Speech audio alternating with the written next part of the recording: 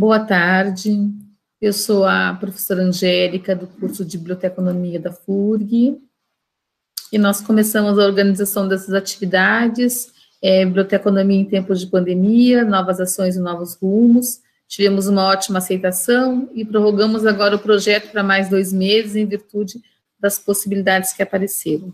Boa tarde a todos e a todas, obrigada por estarem presentes mais esta atividade. Nós agradecemos inicialmente a coordenação do curso de Biblioteconomia da FURG, na pessoa da nossa coordenadora, professora Márcia, pela parceria, por acreditar no projeto. Aos alunos e professores do nosso curso que estão presentes e têm prestigiado todas as semanas, ao IBICT por estar junto conosco nessa ação em prol do Corra, em parceria com as atividades que falam do Corra como gestão de bibliotecas, e sempre com a nossa bibliotecária querida Ingrid, que tem feito a gestão da sala virtual. Nós estaríamos inicialmente numa sala do MConf, mas a nossa sala comporta 75 pessoas. E daí, como nós ultrapassamos já a marca de 110, 120, 140 pessoas inscritas, a gente tem essa parceria com o IBICT, então. Agradeço também aos nossos parceiros, a Biblioteca Pública Delfino da Cunha de São José do Norte, representada pela bibliotecária Marilisa, que está conosco no grupo de estudos, ao Núcleo de Bibliotecas da Secretaria Municipal de Educação da Prefeitura de Rio Grande, representada pela bibliotecária Rosane, que é a coordenadora, e a equipe de bibliotecários que nos acompanham. A bibliotecária Aline Teobaldi, da Faculdade Batista Pioneira de Ijuí, que se somou ao nosso grupo, e que, felizmente, a distância geográfica não é um limite para nós, faz com que nós possamos estar caminhando em direção ao Corra. Aqui o carinhoso abraço às bibliotecárias Valéria Mazui, Márcia Feijão e Priscila Corbo, lá do Colégio Pedro II, do Rio de Janeiro, que começaram conosco esse ciclo e estão sempre prestigiando. E hoje nós temos conosco o bibliotecário Vítor Barroso, do Espírito Santo, e o bibliotecário Miguel Amorim, do Rio de Janeiro. O Miguel vai começar a fala dele, falando, então, de vários softwares que fazem gestão de bibliotecas, e depois nós teremos o Vítor, que vai falar da experiência dele com o Corra. Acredito que será uma tarde muito proveitosa e que nós temos muito a aprender. Gostaria de dar um informe para vocês que nós estamos em contato com a Biblioteca do Minho, em Portugal. Recentemente, nós tivemos a notícia nesta semana que eles aderiram ao Corra, e o Corra vai fazer a gestão daquela biblioteca. Nós convidamos 2 profissionais reconhecidos da ciência aberta, no meio do acesso aberto, que falarão para nós daqui a algumas semanas sobre a experiência dele com o Corra. Eu acredito que vai somar-se ao que nós estamos buscando e será um grande aprendizado. A metodologia da nossa atividade de hoje será que cada palestrante terá até 40 minutos e depois nós abriremos para pergunta ao final das 2 palestras. Nós solicitamos que as questões sejam enviadas pelo chat para que nós possamos ir listando e repassando a eles. Eu reitero a importância de nós desligarmos os microfones e a webcam para que não tenha nenhuma interferência e que os ruídos do nosso ambiente não venham atrapalhar, tá bem? Na semana passada nós tivemos o Thiago Murakami e o Marcelo Voto, que falaram também sobre o Corra para nós, foi muito proveitoso. A cada semana é um aprendizado, com a semana retrasada com a Ingrid e a Tainá do IBICT. A cada semana a gente descobre mais coisas boas com o Corra. Então, nós combinamos que o Miguel é que vai começar falando para nós sobre as ferramentas para a gestão de bibliotecas, que são softwares que ele está estudando. Novamente, os nossos agradecimentos em nome do curso de Biblioteconomia, que está fazendo 45 anos, a todos vocês que nos acompanham e estão conosco. Obrigada, passo então a palavra de imediato para o Miguel.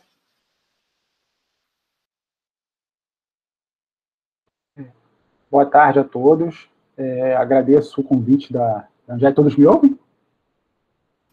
Perfeitamente. Agradeço o convite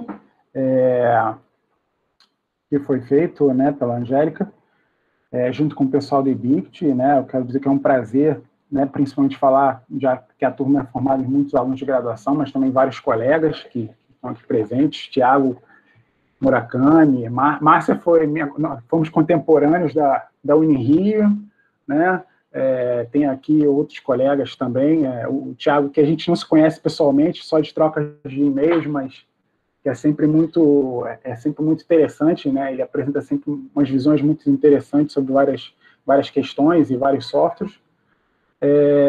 Eu vou tratar aqui hoje, como eu falei até com a Angélica, né, mais cedo, que eu vou apresentar, na verdade, um estudo que foi feito na UFRJ, né? Aqui, na época, a gente estava até em parceria. Esse estudo foi coordenado por mim e pela bibliotecária que está online aqui, a Samantha, que foi a minha antiga chefe, ela foi diretora da divisão de processamento técnico da UFRJ, e aqui nós nos deparamos com fazer a avaliação do software durante um momento que nós tivemos que renovar um contrato do software atualmente que a UFRJ dispunha, né? Então, nós tivemos que fazer todo um estudo sobre qual o melhor software, como é que ia se desenvolver essa questão. Então, nós fizemos um estudo baseado nos softwares disponíveis no mercado, e depois, né, nós fizemos esse estudo, a gente está fazendo uma atualização, né, para ver a possibilidade da UFRJ adotar um software livre. Tá? Então, o Corra foi uma das análises que nós fizemos, e aqui eu vou apresentar os resultados que nós obtivemos durante este levantamento. Tá? Deixa eu só fechar aqui minha câmera, porque eu vou passar a transmitir aqui. Deixa eu ver aqui. E apresentar.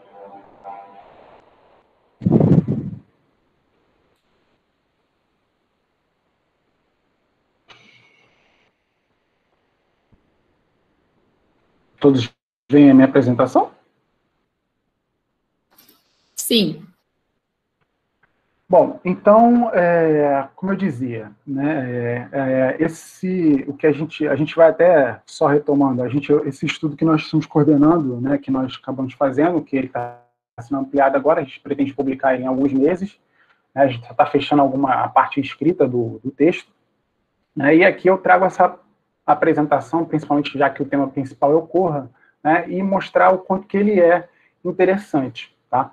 Então, parto principalmente, né, de uma abordagem que é para a gente entender do que a gente está falando, visto que nos sistemas de biblioteca existem diversos tipos, né, é o que a gente pode dizer, diversas categorias, e segundo até alguns teóricos, como a Jennifer Hole, ele tem algumas idades, né, eles têm modelos de softwares que elas costumam chamar de geração, tá? Então, basicamente, o que é os sistemas de biblioteca, né, ou o sistema de gestão de informações para a biblioteca? Né, são sistemas de planejamento de recursos corporativos usados para rastrear as propriedades de itens, solicitações feitas, multas, usuários que realizam empréstimo, utilizam bancos de dados relacional e podem ter ao menos 2 interfaces gráficas para os usuários, a equipe de trabalho, e a maioria utiliza módulos para separar as operações. Né? A gente vê que, historicamente, né, as primeiras iniciativas de criação de softwares foram em 1936, com a Universidade do Texas, né, que começa a criar um sistema de cartão perfurado. Em 1960, já a criação do formato MARC e as primeiras redes de compartilhamento com a OCLC. Em 1970 e 80, os primeiros sistemas de biblioteca efetivos utilizando computador, né, o microcomputador pessoal, e a partir dos anos 90 e 2000, o aparecimento dos OPACs, né, os OPACs interativos do usuário, onde que ele consultava o catálogo fora do ambiente da biblioteca. Em 2000, o aumento dos serviços, o aumento dos preços e as primeiras iniciativas de software livre. Tá? E o que a gente vê atualmente, né, a partir de 2010, são os sistemas em nuvem, né, que atualmente só existem 3 disponíveis no mercado. Né? Em outro estudo, numa palestra que eu apresentei também, eu fiz um grande histórico sobre eles e mostrei que alguns desses, atualmente no Brasil, né, não há nem notícia de nenhuma empresa trabalhando nessa modalidade de sistemas em nuvem, né, para a 5ª geração, apenas os softwares de 4ª geração, ou derivados de outros softwares, né? Por exemplo, o PHL, que é derivado do do ISIS, né, do modelo ISIS. Bom, nesse meio tempo de desenvolvimento de software, o que nós vimos foi que, basicamente, existem 3 conceitos que foram adicionados durante a implementação desses sistemas, né, conforme eles foram sendo desenvolvidos. Então, a gente teve a usabilidade, a partir da década de 90, né, que o sistema teria que ser facilmente interativo para o usuário, né, cada vez mais próximo da sua realidade e de acordo com as necessidades dele. E em 2000, a gente vê os primeiros conceitos de arquitetura da informação, né, as iniciativas de tornar a navegação através da rotulação dos sistemas, do OPAC, né, propriamente dito, para os usuários, estar de fácil acesso e lógico, de forma que permitisse a total interação dele sem nenhuma necessidade, né, de um conhecimento prévio, de um aprendizado prévio. Né? E a partir de 2010 a gente vê o conceito da responsividade com os dispositivos mobiles. Né? Então você vê os catálogos e a própria web, né, os sites de maneira geral sendo adaptados para ser portáveis em novos dispositivos, em smartphones, tablets e outros. Né? Então, basicamente, o que a gente teve ao longo dos anos? Né? Nós tivemos, nesse meio tempo, que nós saímos de uma interface basicamente como essa, né? Uma tela bem rudimentar, né? Para o usuário final, eu que lido basicamente com um terminal, né? Com linha de comando, eu ainda vejo muitas telas parecidas com essa, uma tela preta com uma letra branca, modificando codificação de sistema, mas para o usuário, né, não é mais assim, é uma coisa bem mais interativa, mais agradável, né, e mais próximo da sua realidade, como as coisas são visíveis, né, de uma forma mais bela para o usuário. Tá? Então, como é que a gente escolhe o melhor software? Quais são as características que nós devemos observar quando nós vamos escolher um software? Né, para adotar na nossa instituição, ou se a gente está chegando a uma instituição que quer desenvolver, quais são os parâmetros para a escolha? Né? A gente primeiro tem que conhecer o planejamento estratégico da instituição, né? Porque não adianta, por mais que a vontade do bibliotecário, né, ou do gestor da rede seja de estar mais próximo de um determinado software, ele tem que casar com que a instituição opera em termos de planejamento. Né? Então, não adianta, por exemplo, a instituição ter uma política voltada para software proprietário, eu, às vezes, querer um software livre porque eu não vou ter o apoio necessário para esse tipo de implantação. Né? Então, eu preciso conhecer também o perfil dos meus usuários, né? Saber se os usuários gostam, se eles preferem, eles têm interesse nesse tipo de alternativa, né? Porque também não é todo usuário que tem interesse nessa alternativa. Você tem que lembrar que existem, né, no mundo atual, basicamente para todo software proprietário, existe pelo menos uns 2 ou 3 alternativas de software livre. Né? Um grande exemplo disso é o pacote Office da Microsoft. Você tem o LibreOffice, você tem o OpenOffice, e você tem diversas outras suítes de escritório possíveis de serem usadas. Mas o usuário realmente ele está disposto a utilizar essas outras plataformas, ou ele simplesmente prefere utilizar o software proprietário, mesmo que, né, a gente saiba que ele pode, às vezes, utilizar um software pirata, coisas desse tipo. Tá? E conhecer a política institucional. Né? A política institucional ela vai de encontro principalmente com o planejamento estratégico.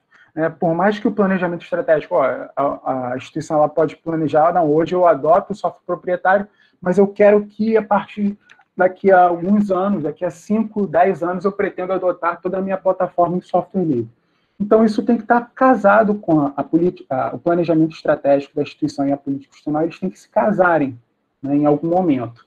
Senão, não tem como esse processo avançar. O que avaliar, então? Né? Como é que você faz para você avaliar um software dessa magnitude? A primeira grande questão é você evitar comparações que são totalmente desproporcionais. Né? É totalmente inviável você comparar um carro e um avião, porque eles têm objetivos e finalidades totalmente diferentes. Eu me lembro que, algumas vezes, eu, como também sou responsável pelo repositório na UFRJ, a gente já tive a oportunidade de ver, por exemplo, comparações absurdas. Por exemplo, as pessoas, né, feito até por desconhecimento ou por falhas na orientação, né? Mas caso tipo o usuário comparar o BibLivre, né, só para fins de comparar, de expor realmente como é um software aberto, né, não é um software livre, perdão, um software gratuito, com o software que a gente utiliza institucionalmente, que é o Aleph. Né? Por que esse tipo de comparação absurda? Porque é um software de uma proporção infinitamente maior. Né? A quantidade de informações e transações que o Aleph comporta simultaneamente é infinitamente maior do que o BibLivre, por exemplo. Então, não adianta você fazer uma comparação com um software que ele não foi planejado para te dar um resultado nessa magnitude com algo totalmente que não faz o menor sentido de comparação. Né? Então, esse é o tipo de erro que, eventualmente, pode encarecer em determinados processos. Até mesmo porque você tem que lembrar, se hoje você adota, por exemplo, na sua instituição só tem uma biblioteca, você adota um determinado software que ele não te permite a migração, né? Lembrando que, se a gente utilizar o formato MARC, a migração é mais fácil, mas, eventualmente, alguns softwares não trabalham com o formato MARC. Eu não vou aqui citar o nome, mas alguns no mercado, enquanto que ele é mais feito para documentação e não trabalha com o MARC. Né? O modelo ISIS, por exemplo, embora dê para fazer algumas certas adaptações, não é a mesma coisa. Então, esse tipo de comparação, né, ela não faz sentido, e você tem que saber, mas hoje a gente tem uma biblioteca, mas é possível que daqui a 2, 3 anos ela vai querer abrir outras duas unidades e vai necessitar de um outro software rodando em cada biblioteca? Eu vou ter um controle separado em cada biblioteca? Não seria mais lógico eu ter um controle unificado com uma única instalação de software que me permita isso? Então, esse tipo de comparação proporcional e estudo é necessário para exatamente você se precaver, né, e precaver a instituição, porque isso tem um custo. Né, o custo de migração, o custo de implantar um software do zero é diferente do custo de você migrar metadados, fazer conversão de dados, tudo isso tem um custo na ponta do lápis. Né? Mesmo para o software livre, se você não tiver ninguém especializado na sua instituição capaz de executar tal tarefa, você eventualmente vai ter que contratar uma empresa e isso vai ter um custo. Tá? Então, quais são os modelos atuais que a gente vê em relação ao negócio de software atualmente? Né? Você tem o software livre, né? E que são totalmente abertos. Aqui eu cito principalmente os que eu já tive olhando com maior atenção, que são o Corra, o Invenio, né, que é desenvolvido pelo CERN, né, não preciso nem explicar maiores detalhes, é um software. O Invenio faz bastante coisa também, é muito interessante, e o Evergreen, tá? E é outro software livre de gestão de bibliotecas de maneira integrada. Tá? E os proprietários. E dentro dos proprietários, você tem pelo menos 3 modelos de software diferentes. Você tem o totalmente restrito, né, que você não tem, você simplesmente paga e o desenvolvedor e mantenedor, ele instala para você e você vai ganhar uma senha de administrador, na qual você vai controlar os privilégios de acesso dos seus usuários. Tá?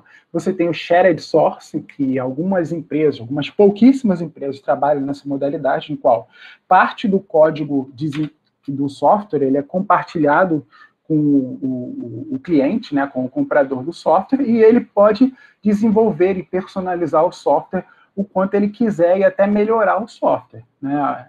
São pouquíssimas empresas que trabalham assim no mercado, mas existe, e é muito interessante, principalmente se você detém uma equipe, mas que não tem uma equipe, às vezes, fixa da biblioteca capaz de desenvolver ou a 100% à sua disposição para desenvolvimento do software que foi comprado. Tá? E o modelo atual, que está chegando com muita força, é o modelo em nuvem, né, que você contrata um serviço. O software ele não fica mais hospedado na sua instituição ou na sua infraestrutura, seja ela local ou seja uma estrutura contratada, terceirizada.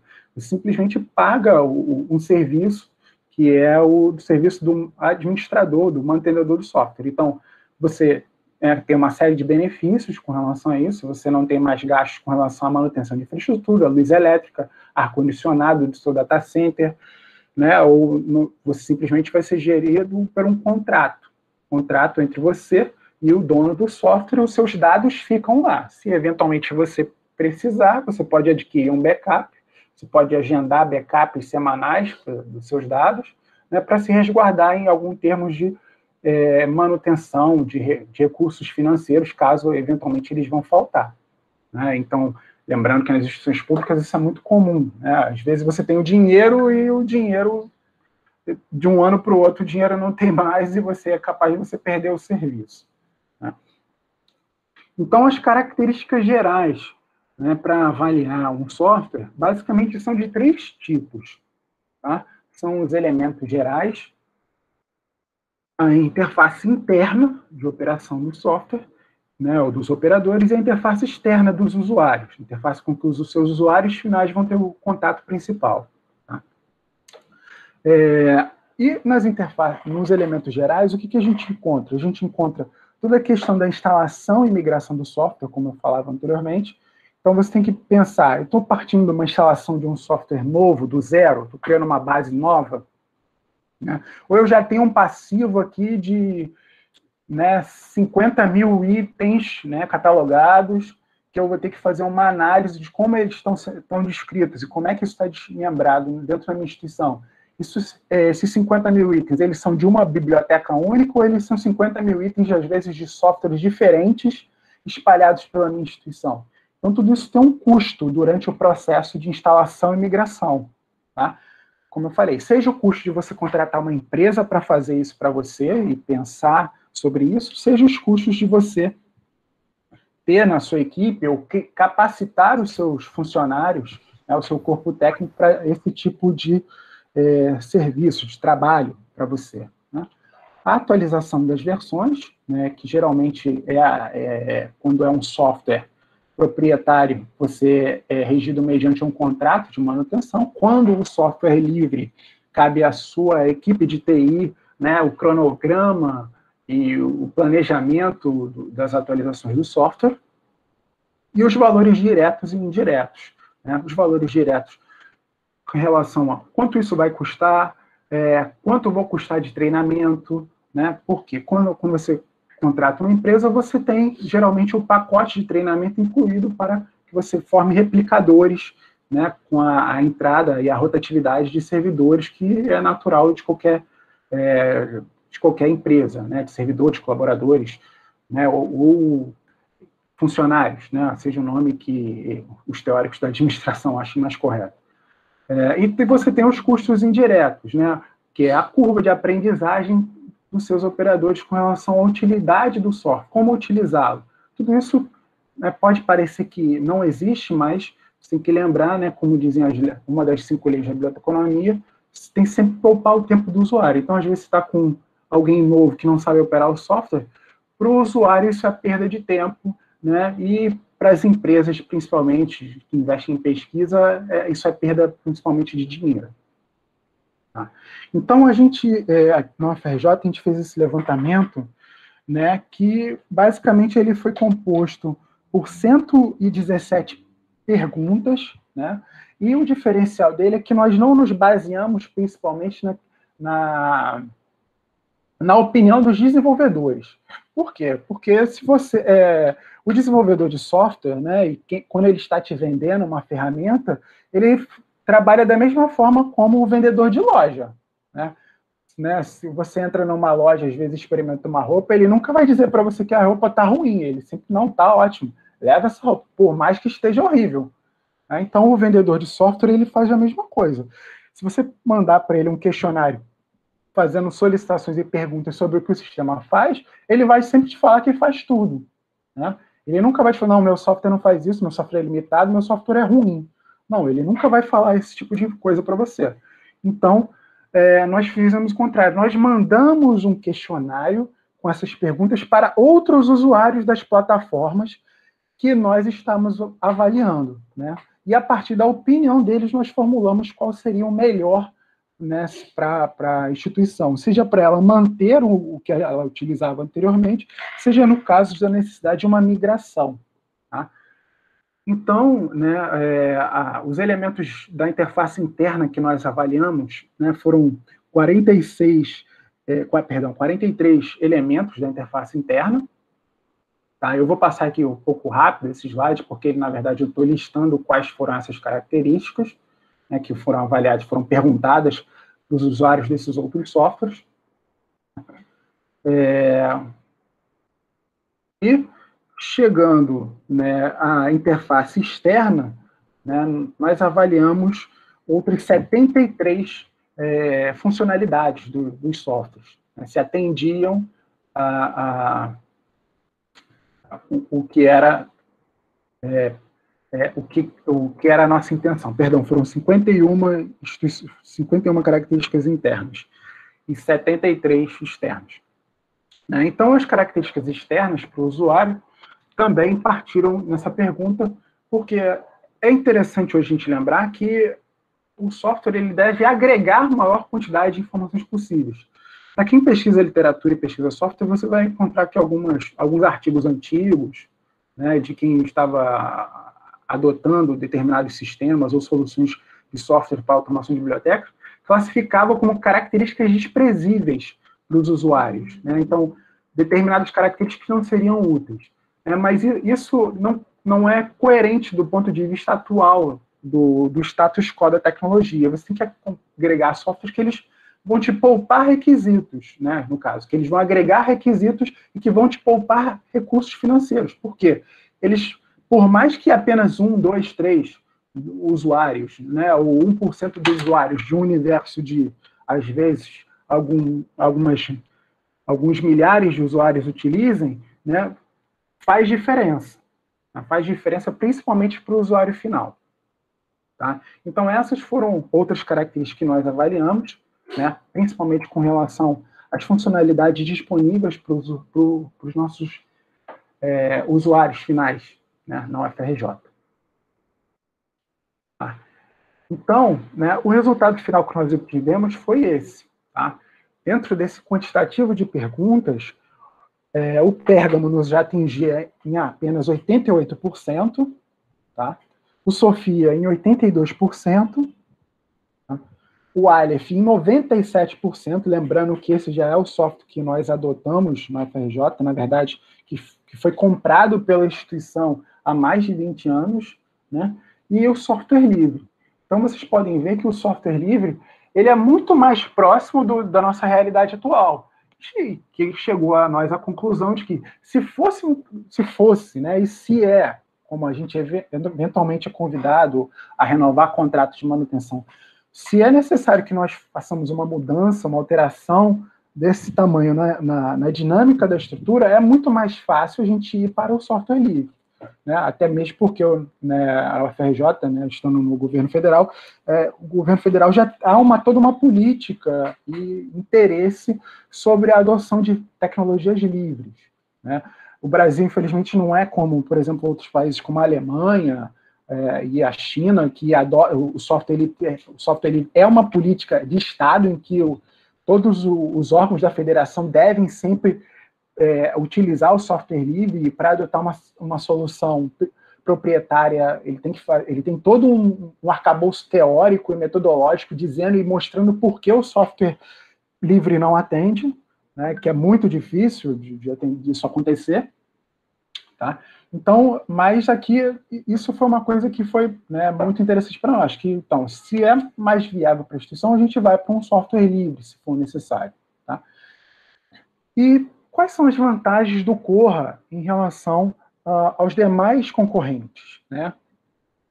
Alguns pontos que a gente tem que lembrar sempre é que ele tem total integração com outros softwares livres ou proprietários. Tá? Então, mesmo que você vá, a sua instituição, eu vou adotar o meu software livre de biblioteca.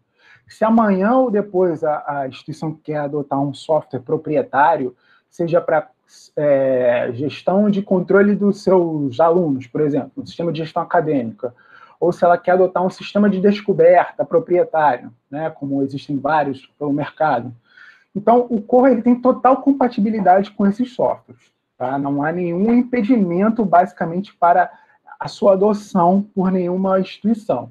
Tá? Ele é totalmente adaptável a dispositivos mobiles, né, a smartphones e tablets, que você pode, né, pegar outros aplicativos e desenvolver o seu catálogo do Corra para ser portável nesses dispositivos, né, simplesmente modificando algumas linhas de código desses aplicativos já prontos, tá? E ele é totalmente em conformidade com o modelo atual de hospedagem de software, né? Já faz alguns anos, né, como a gente viu ali, que os modelos de software estão mudando para modelos em nuvem, né? Mas dentro do modelo em nuvem tem ainda um modelo que é o chamado container, né? Que é o muito chamado, que é utilizado principalmente o Docker. Existem outras ferramentas, mas o Docker é a que eventualmente está sempre na frente disso. Então você portabiliza o software, né? E é muito fácil de você instalar, manter e ter todo um controle sobre a disponibilidade do software, e qualquer problema é muito mais fácil de você manter do que as tradicionais máquinas virtuais ou um servidor real, né? Uma máquina física que é instalada. Tá? Então, né, você pode ver aqui, eu trouxe um exemplo do VuFind, né, que ele, no próprio site dele, já tem lá como indexar, né, você criar um sistema de descoberta. Então, se eu quero criar um grande catálogo que entregue, por exemplo, o meu catálogo da biblioteca com o meu repositório institucional em DSpace, em Fedora, como é que é o nome do outro? Em Omeka, em Roda, em vários outros softwares, né, ou no Invenio, na modalidade de repositório, com o VuFind e o Corra, você não vai ter nenhum tipo de problema. Você vai conseguir integrar ele com qualquer outro. Né, e até mesmo tem um outro sistema de descoberta chamado Blacklight também, que é muito fácil. A documentação também é muito rica em termos de integração com o Corra e com outros softwares, né? Até mesmo com gestor de periódicos, como o OJS, gestor de conferências, o ACS, enfim. Né? E até sistemas de outras áreas, né? Como o Atom, né? Para gestão de arquivos, né? Gestão de patrimônio documental mesmo. Repositórios de dados de documentos de arquivo. Né? E, além disso, né, como eu falava, o Webpack. Esse software é um software livre, tá? Para desenvolvimento de catálogos de bibliotecas. Ele é portável em mais de 10 mil tipos de catálogos diferentes. O app é só você colocar a sua credencial e você pode consultar facilmente, né? E você simplesmente encontra lá o Corra disponível, na qual você pode livremente ali, ó, no modelo, né, quando eu mostrei anteriormente no modelo da Community Edition, você pode baixar o código do app, né, e disponibilizar o código com muita facilidade para a sua instituição. Né? Então, você, né, dispõe do software, né, de customizar o OPAC para um dispositivo mobile para ser adotado no seu smartphone, ou smartphone do seu usuário, e você pode, né, até personalizá-lo e disponibilizar no Google Play, na Apple Store, enfim.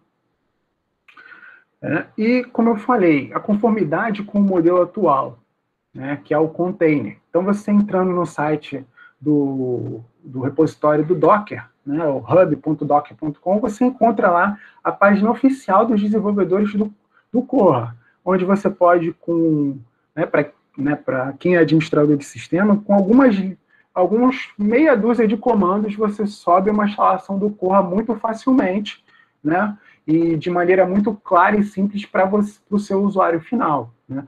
E, como eu falei, hoje essa é a modalidade mais utilizada, até mesmo por grandes empresas. Né? Por exemplo, quando você abre o seu Gmail, para quem tem conta, o Gmail, na verdade, ele abre um container para você.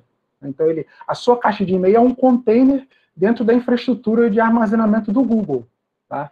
Então, é exatamente isso. E grandes outras empresas utilizam essa modalidade hoje de hospedagem, né, e de atomização dos serviços. Né? Basicamente, todas as grandes empresas hoje trabalham com isso, desde Netflix, a Amazon. Então, eles têm gerenciadores de softwares que fazem isso. Então, se eu estou tendo muito fluxo aqui de dados, eu preciso aqui, você pode colocar até um agendamento nesses orquestradores de serviço, que se eu tiver um número X de volume de acesso, a própria máquina já dá um start, sobe outro container, né, e vai dividindo a quantidade de fluxo de dados, equalizando, agora tem uma queda, ele mesmo desliga. Então, ele monta a infraestrutura e facilita isso para a gestão do seu software de maneira muito fácil, rápido, simples, principalmente para o administrador de sistema. Tá? Então, uma conclusão que nós podemos ter, basicamente, é que, na verdade, não existe o software certo ou errado. Tá? O que existe em melhor ou pior, existe simplesmente o mais adequado às demandas institucionais e dos usuários. Tá? Lembrando que o software livre ele tem uma grande vantagem, que é a total possibilidade de você integrar ele, né, de você customizar ele a seu bel prazer e vontade, sem nenhum tipo de barreira, né, questão, e até compartilhá-lo livremente, a sua customização, para demais usuários que gostem, né, que achem interessante as modificações que você fez.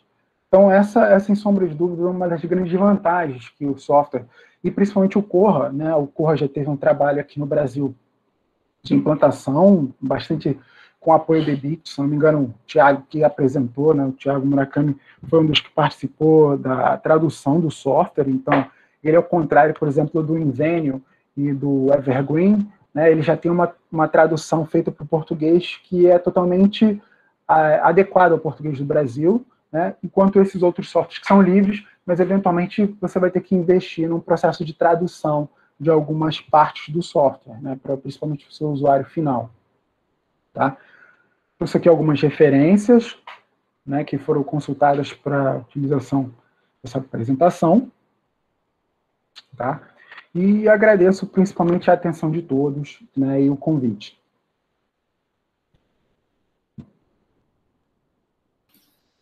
Muito obrigada, Miguel, pela excelente apresentação, muito pertinente, bem interessante. Já tenho perguntas, mas vou guardar aqui. Vamos passar, então, para o Vitor. Eu não lembro se eu falei, acho que eu esqueci de dizer para vocês falarem da experiência de vocês, né? Podem falar, se apresentar, porque eu acabei não apresentando vocês. Tá bom? Obrigada. Vitor, passo para ti, então. Obrigada. Ok, boa tarde, gente. Estão me ouvindo? Muito bem. Tá dando para me ouvir? Muito bem. Oi? Está ótimo, estamos te ouvindo bem. Ok. Boa tarde para todos. Primeiramente, gostaria de agradecer o convite da Angélica e do pessoal do IBICT, né? Eu acredito que esses encontros, acho que tem que acontecer mais vezes, né? Eu acho importante para divulgar as práticas e também a gente está compartilhando mais informações, né? E o Corra, ele mostra muitas potencialidades, como já disse o Miguel. Bem, eu combinei com a Angélica em falar sobre a minha experiência com o Corra, né? Uma experiência prática. Claro que eu pesquisei, fiz algumas pesquisas na literatura, como também fiz consultas com alguns colegas, inclusive o Thiago, a Ingrid, o Ibict, o Ítalo também, e vai até meu agradecimento público a eles, né, pelo apoio inicial, o aprendizado inicial do Corra. Também pesquisei muita coisa na literatura. Mas por que eu comecei a trabalhar com Corra, na verdade? Eu comecei a trabalhar com Corra em função de uma necessidade. Né? Que necessidade foi essa? Uma necessidade porque eu já trabalho, na verdade, eu tenho uma MEI, né, uma microempresa, que eu trabalho com treinamento, suporte e hospedagem de algumas aplicações de código aberto. E eu trabalho muito mesmo, em função das solicitações, né, eu trabalho muito com o BibLivre. Então, eu faço muita hospedagem do software BibLivre para algumas empresas ou pessoas que precisam prestar serviços em algumas instituições. Só que o BibLivre, ele já estava se mostrando com algumas limitações. Né? Então, as pessoas começavam a trabalhar com o BibLivre, logo depois pediam recursos novos. E como eu não queria, na verdade, trabalhar com o código, mexer com o código do BibLivre, né, e em função dessas necessidades de alguns clientes, eu comecei a procurar informação. Procurei informação junto na literatura, busquei informação junto com os colegas, como o Thiago, a Ingrid e o IBICT, né? E gostaria de dizer que o IBICT hoje penso que é uma referência para se começar a buscar informações sobre software de código aberto. Então, assim, eu recomendo, na verdade, que quem quer iniciar nesse caminho, né, já comece a pesquisar, conhecer um pouco mais o Git, porque ele oferece não só suporte, na verdade, para o Corra, mas também para várias outras aplicações de código aberto, né? Então, a partir dessa necessidade que eu comecei a conhecer o Corra. E a partir desse conhecimento, eu contratei um servidor VPS, instalei o Corra lá e comecei a customizar e conhecer um pouco mais o Corra. Depois de uma certa adaptação, eu comecei a oferecer a alguns clientes, né, que trabalham com Biblivre e queriam começar a montar uma biblioteca, o Corra, né? Inclusive, tem alguns que trabalham já comigo, né? E a gente verifica, né, as potencialidades do Corra em relação ao Biblivre. A gente verifica isso com muita facilidade. Nesse meio período, eu fui contratado também pela Secretaria de Educação do Estado do Espírito Santo, né? E lá, eles estavam com o Biblivre e estavam com alguns problemas também com o Biblivre. Então, eu sugeri à equipe de TI que a gente começasse a trabalhar com o Corra, né? Tentasse deixar de lado um pouco o Biblivre e começasse a trabalhar com o Corra. Inicialmente, eles se mostraram um pouco resistentes, o pessoal da TI, né? Por quê? Porque eles não queriam, de certa forma, assumir um compromisso de uma aplicação nova que não tinham muito conhecimento. O que eu pedi a eles? Eu pedi, olha, vamos fazer o seguinte, já que vocês estão com receio, né, de trabalhar com a aplicação, de assumir um compromisso, eu pedi a vocês que me dê acesso somente a um servidor, me dê acesso a um servidor, no sistema operacional que eu pedi, né, que eu vou me comprometer em fazer a instalação, vou me comprometer a customizar e montar uma política para atender as bibliotecas escolares, né. Então, o que eles fizeram? Liberaram o servidor, fiz a instalação, e nós estamos no início do processo, né, de implantação em algumas escolas da rede estadual. Tá?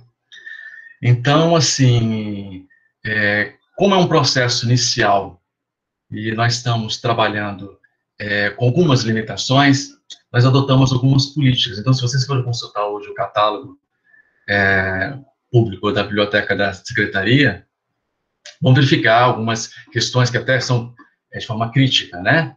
Mas foi por conta de alguma política que nós precisávamos adotar em função de algumas variáveis que a Secretaria apresentou, né? Então, eu vou agora compartilhar minha tela com o OPAC do catálogo coletivo, lá para vocês conhecerem um pouquinho, e vou falar um pouco mais sobre ele, tá ok?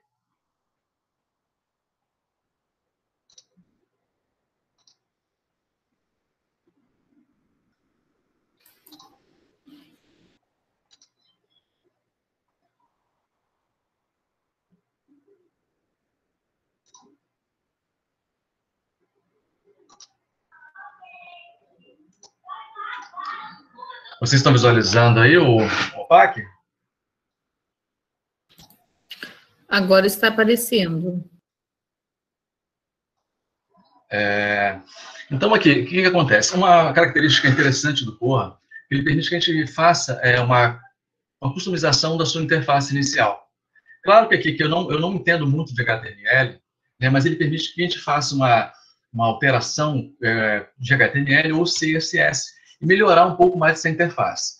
Inicialmente, eu não estou, na verdade, muito preocupado com essa interface nesse momento. Eu estou preocupado com a funcionalidade do software. Claro que no futuro a gente vai melhorar um pouco mais essa interface, tá?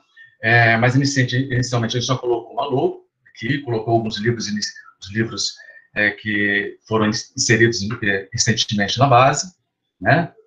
Uma característica interessante também do Corra que ele permite é que a gente monte uma rede de bibliotecas. Então, a gente percebe aqui que nós inserimos várias escolas, né, em suas bibliotecas. Tá vendo aqui? Então, ele permite que eu faça um refinamento de pesquisa geral, né, ou também uma pesquisa particular em cada instituição. Então, ele permite que a gente faça isso. Então, pensando em uma rede de bibliotecas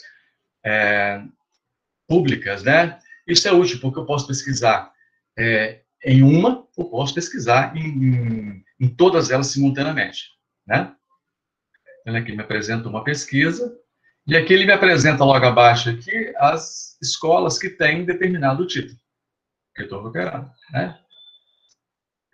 Uma outra característica interessante também aqui é que ele permite também que eu crie grupos, né? Então, eu estou criando grupos aqui para agrupar por município. Então, as bibliotecas de determinados municípios, eu vou agrupar por grupo. Então, eu posso pesquisar por grupo, ele vai me apresentar. Por que que isso pode ser útil? Porque se as escolas são próximas umas das outras, um livro que não tem na escola pode atender em outra escola. Então, a gente pode estar criando no futuro um intercâmbio entre essas escolas. Tá? Deixa eu só voltar aqui um pouquinho, que minha internet está um pouco lenta. Uma outra questão que a gente inseriu também foi essa pesquisa simultânea de acervos digitais. O que é essa pesquisa simultânea? É um recurso do Google, né, de pesquisa personalizada do Google. Não sei se você já conhece. Utilizando o algoritmo do Google, eu posso direcionar em quais bases eu quero pesquisar utilizando a ferramenta do Google. Então, assim, além da pesquisa do catálogo, eu achei interessante estar vinculando também essa pesquisa, né, essa pesquisa do Google na interface inicial do OPAC. Tá? Então, eu posso estar ampliando um pouco mais o nível de pesquisa, não só no catálogo, como também fora do catálogo. Ok? Uma outra questão que a gente está trabalhando também é com diálogo flow, né? A gente está trabalhando agora recentemente. É um chatbot que pretende responder automaticamente algumas questões que os usuários querem obter com o catálogo e com a biblioteca, de forma geral, tá? Então, esses recursos que eu estou inserindo na parte do OPAC, mostra as possibilidades, né? Só considerando a questão da parte do catálogo público, como ele tem certa versatilidade nessa criação e inserção de conteúdo, tá? Bem, paralelo ao catálogo, nós achamos interessante também ter uma plataforma para que a gente pudesse criar uma interação e uma comunicação melhor com os nossos usuários das escolas e dos alunos. E para isso, nós criamos também outra plataforma de código aberto, um intitulado Blogteca. A gente colocou até um link aqui. O que seria esse Blogteca? Na verdade, é uma plataforma em WordPress, né, que tem o objetivo, como eu já falei, de buscar interação e promover informação junto aos usuários. Tá? Aqui eu já até coloquei o Dialogflow também, o mesmo Dialogflow que está lá no catálogo público. Tá? E aqui a gente fala um pouco sobre um link que direciona ao catálogo, né? Ele vai direcionar ao catálogo. Um outro link que permite registrar projetos que acontecem na escola. E com esse registro de projeto, nós criamos postagens no próprio blog. Né?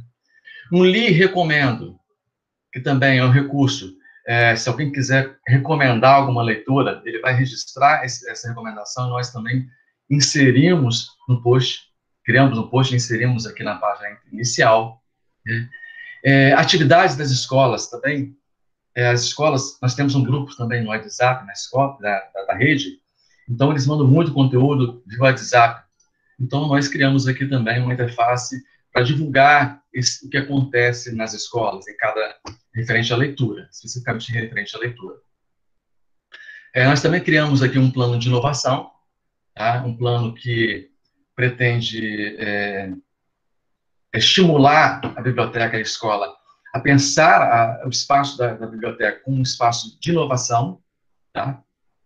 Não só um espaço de leitura, mas também um espaço maker, um espaço que ela possa visualizar a biblioteca como um espaço de múltiplas ações. Tá?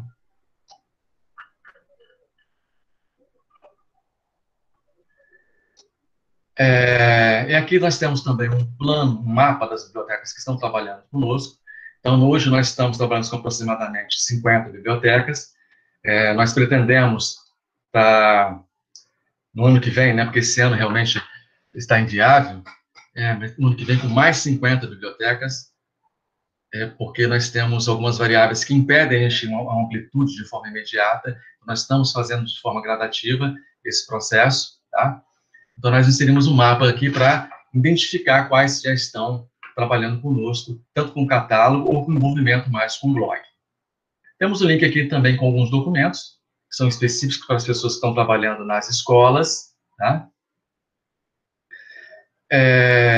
Nos documentos de um código de classificação que a gente adaptou, que nós estamos trabalhando hoje com bibliotecas escolares, então nós preferimos pegar a CDD e fazer uma adaptação para atender essas bibliotecas escolares. Nós entendemos, né, com a nossa política, de que não precisaria usar na íntegra toda a CDD, nós poderíamos fazer um resumo dela, e a partir daí adaptar e inserir no catálogo coletivo, né? Criamos tutoriais de acesso, de utilização do catálogo, seja na inserção de exemplares, como alterar exemplares descritivos, porque tem uma característica importante nessa política nossa, é que os bibliotecários da central, Secretaria Central, que fazem a catalogação do acervo, tá? Os operadores em cada escola só fazem a inserção dos exemplares.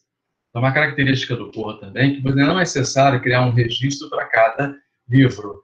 Você cria um registro, e se a escola já tem um exemplar daquele título lá, ela só acrescenta um exemplar, né? Aqui, como gerar relatórios também, um tutorial rápido como gerar relatórios. O usuário efetuar empréstimo de devoluções de livros e imprimir etiquetas de lombada. Tem alguns outros documentos aqui que a gente está inserindo aos poucos. Nós criamos também, com outra ferramenta de código aberto, né, uma rede social privativa para atender as bibliotecas. Tá? Então, aqui uma rede com aplicativo de código aberto também, a gente está usando para buscar uma melhor interação com as escolas. Tá? Bem, então, assim, nós utilizamos essas duas ferramentas para buscar uma interação com os alunos. Uma outra questão também aqui é que nós conseguimos também colocar um plugin que ele pesquisa, no blog, ele já pesquisa diretamente lá no Corra. Então, se eu fizer uma pesquisa aqui, ele já vai me direcionar, né, ao catálogo do Corra já com a pesquisa, né, do que eu fiz lá no blog Teca, tá? Então, assim, nós estamos, aos poucos, descobrindo cada vez mais recursos do Corra, estamos aplicando esses recursos, né, com o objetivo de melhorar esse acesso dos alunos, dos professores, aos conteúdos que eles têm lá na escola, né? Hoje em dia, a gente fala muito de conteúdos virtuais, né? Mas, assim, a escola tem um conteúdo, tem livros no seu acervo, nós precisamos buscar alternativas de divulgar esse acervo, e o catálogo é uma delas, né?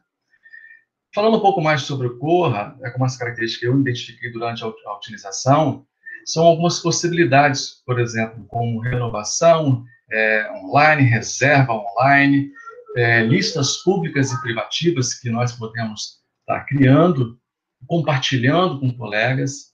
Ele tem também um recurso de autoempréstimo, então, assim, caso seja necessário no futuro, né, pensar em um autoempréstimo, ele também possibilita esse recurso, tá?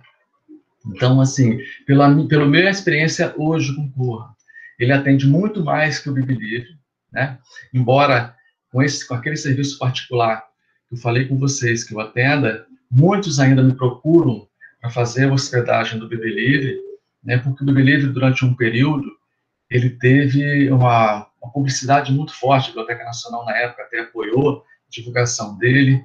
Então, até hoje, você vê muitas pessoas buscando o Biblilivre como referência, mas toda vez que alguns me perguntam sobre o Biblilivre, eu sempre indico o Corra primeiro, né? Aqueles que não querem trabalhar com Corra, aí eles continuam trabalhando, né? Eu deixo a opção livre para eles, tá? Para aqueles que queiram conhecer o meu serviço, esse serviço particular que eu falei, o endereço é acervos.net. Então, aqui tem algumas postagens de algumas empresas que já trabalham comigo, né? As aplicações hoje que eu algumas aplicações que eu hospedo, como o Corra, o Bebelive, o Meca, o WordPress e o Tainacan. Uma outra ferramenta interessante aqui é um plugin que trabalha com o WordPress, né? Que trabalha muito com museus, tá? Então, assim, para aqueles que queiram conhecer um pouquinho mais desse serviço particular que eu faço, é só acessar acervos.net para conhecer um pouquinho, tá ok? Então, assim, a minha ideia aqui com vocês foi falar um pouco sobre o Corra e falar um pouco mais dessa experiência que, para mim, embora eu já esteja com um ano já trabalhando com ele, em todo momento eu estou aprendendo muito, tá?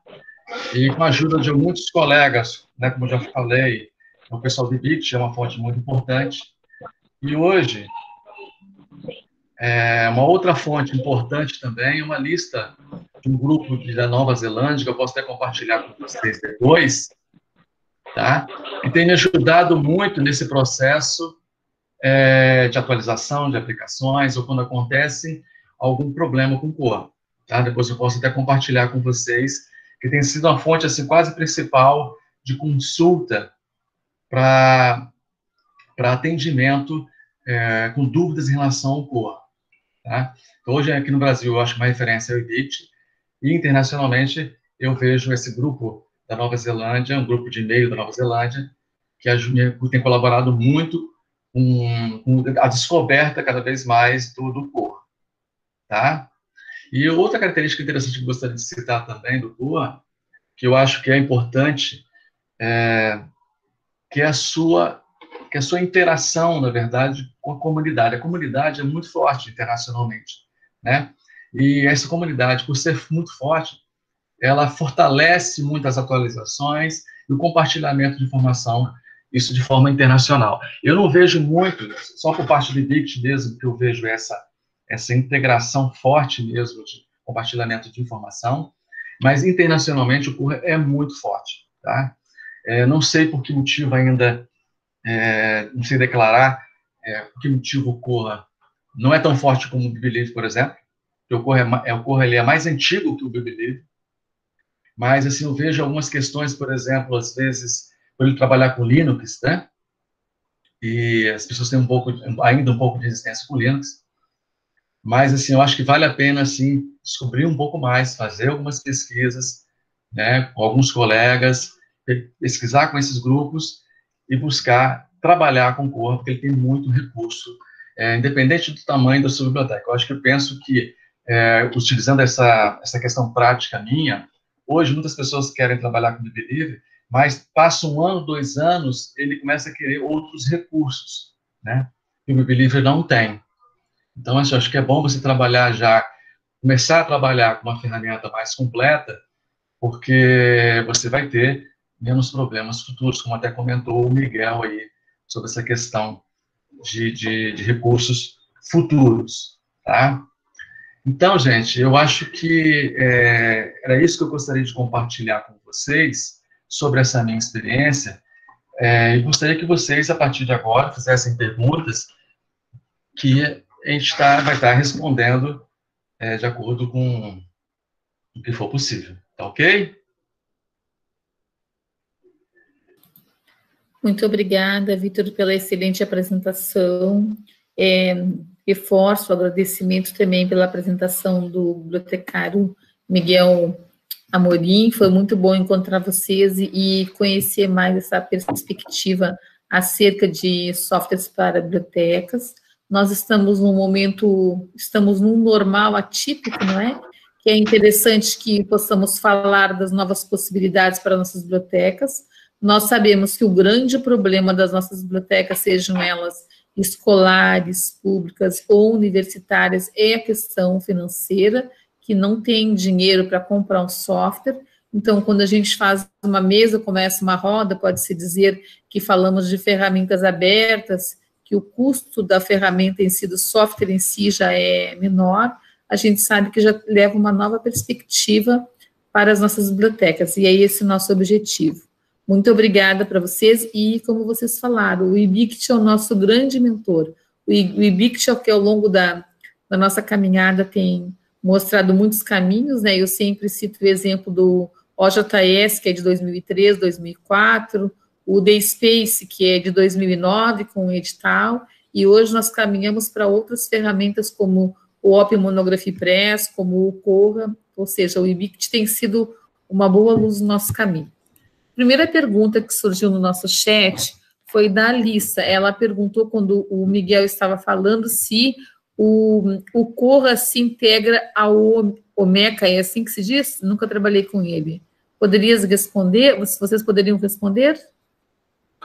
Eu posso. Na verdade, então, o Omeca, ele é um software de gestão de acervos digitais, né? Assim como o DSpace, como o Tainacan, que foi um desenvolvimento financiado pelo IBRAM, a partir do, se não me engano, do WordPress. Então, ele é um software de gestão. O que eu disse, na verdade, se você quiser integrar o Omeca, né, se você quiser criar um grande catálogo que reúna seu repositório digital, com o seu portal de periódicos, o seu portal de eventos, com o repositório de arquivo e com o Corra, com o catálogo da biblioteca, você pode fazer isso muito facilmente com o VuFind, né, como eu falei, que ele é um sistema de descoberta, que ele agrega tudo isso. E toda a documentação dele, para você fazer esse tipo de agregação, ela é muito simples. Você entrar no site até, se entrar lá em VuFind, deixa eu abrir aqui o endereço aqui, que eu tenho ele gravado aqui no meu computador, você tem lá, VuFind, documentação, né, vufind.org. Aí ele vai te levar para um wiki, né, vai te lá, documentation, né, ali em Basic Information você encontra toda a documentação de como você integrar ele com todos os softwares. E com o Corra é uma questão de 10 linhas de comando. Assim, só você abrir uma porta, configurar, dar o comando, ele vai pegar o índice, vai construir, e daí você vai pode criar agendamentos no próprio servidor para repopular o índice, enfim, deduplicar, se tiver algum acervo duplicado, algum registro duplicado, de catalogação duplicada. É muito simples, efetivamente, de fazer qualquer tipo de integração. Só complementando, Angélica, como o Miguel falou, se eu não me engano, o Corra tem um protocolo OAI, né, que ele permite fazer essa integração junto ao Omeca também, tá? Isso, correto. Eu estou complementando, tá? Ele permite fazer essa integração desse protocolo. Complementando, Vitor, eu acho que qualquer pessoa que, por exemplo, que tiver numa instituição aqui na UFRJ, a gente tem um projeto já há alguns anos, né, que é criar um grande sistema de descoberta, que vai unir o nosso catálogo principal, que é a base Minerva, né, o catálogo das 45 bibliotecas, mais o nosso portal de periódico, mais o portal de conferência, mais o repositório, a biblioteca digital, o repositório de arquivo, e basicamente é simplesmente o IPMH. É só você dizer qual URL ele vai pegar o registro completo, criar o índice, o resto, a mágica, os próprios sistemas se conversam e fazem. Mas é um espetáculo a gente ter esses bibliotecários que entendem de TI, vocês não acham? Não é um sonho de consumo, pessoal? Desculpe a brincadeira, mas como nós sentimos essa falta. Obrigada pelas respostas. A Samanta Pontes está perguntando, no caso das instituições públicas, é preciso acrescentar aos critérios de seleção de soluções tecnológicas a legislação de compra normativa de aquisição? Eu não entendi se é uma afirmação ou uma pergunta, Samanta, se tu quiseres complementar. Ó. No caso das instituições públicas, é preciso acrescentar aos critérios de seleção de soluções tecnológicas a legislação de compra normativa de aquisição. Vocês têm algum comentário para fazer? Olha, com relação à aquisição, basicamente, a Samanta, como eu disse, que participou comigo, ela foi minha coordenadora aqui, diretora da divisão de processamento técnico da FRJ, do sistema de bibliotecas da FRJ, antes dela ir para o museu, para o MAST, né, Museu de Astronomia. Então, eu acho que, se não me engano, ela está fazendo uma afirmação, que é sempre importante você, durante o processo, quando você estiver numa instituição pública, você adicionar essas informações, botar a legislação para complementar a fundamentação sobre a adoção do software, né? Tá bem, obrigada. O Mason está perguntando, esse chatbot é nativo do Corra? Acho que foi assim que ele escreveu, isso. Na verdade, é um recurso, tá, do Google, tá, Dialogflow, que permite que você crie um chatbot, tá? Ele tem, assim, ele permite que você faça 1000 chamadas por dia, acima de 1000, ele vai te cobrar um valor. Eu acho até difícil, né, alguém chegar a mais de 1000, mas, de qualquer forma, ele tem uma facilidade de utilização para quem não tem muito conhecimento com linguagem, tá, de programação. Eu posso até compartilhar aqui e abrir para vocês, se quiserem dar uma olhadinha rápida. É interessante? Okay, sim, é interessante. Nós estamos bem de tempo, temos bastante tempo ainda, claro que sim. Só um momentinho.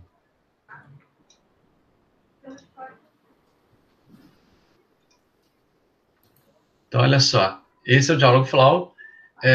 Ele é simples porque você cria algumas intenções, na verdade, são perguntas que o usuário possivelmente fariam, né, sobre a biblioteca, ou sobre o acervo seu, né, o que você deseja que seja perguntado, e você responde aqui. Você cria uma intenção, uma pergunta, e você cria uma resposta para essa pergunta, tá? Então, a partir daí, ele vai responder, e com o tempo, na medida das perguntas, o próprio chatbot ele vai aprendendo com essas perguntas também, tá? Não é só, ele não vai responder somente a pergunta a intenção que você inseriu, mas ele vai aprendendo aos poucos, na medida que vão se inserindo perguntas. E também tem um recurso aqui interessante também, que é o treinamento, né?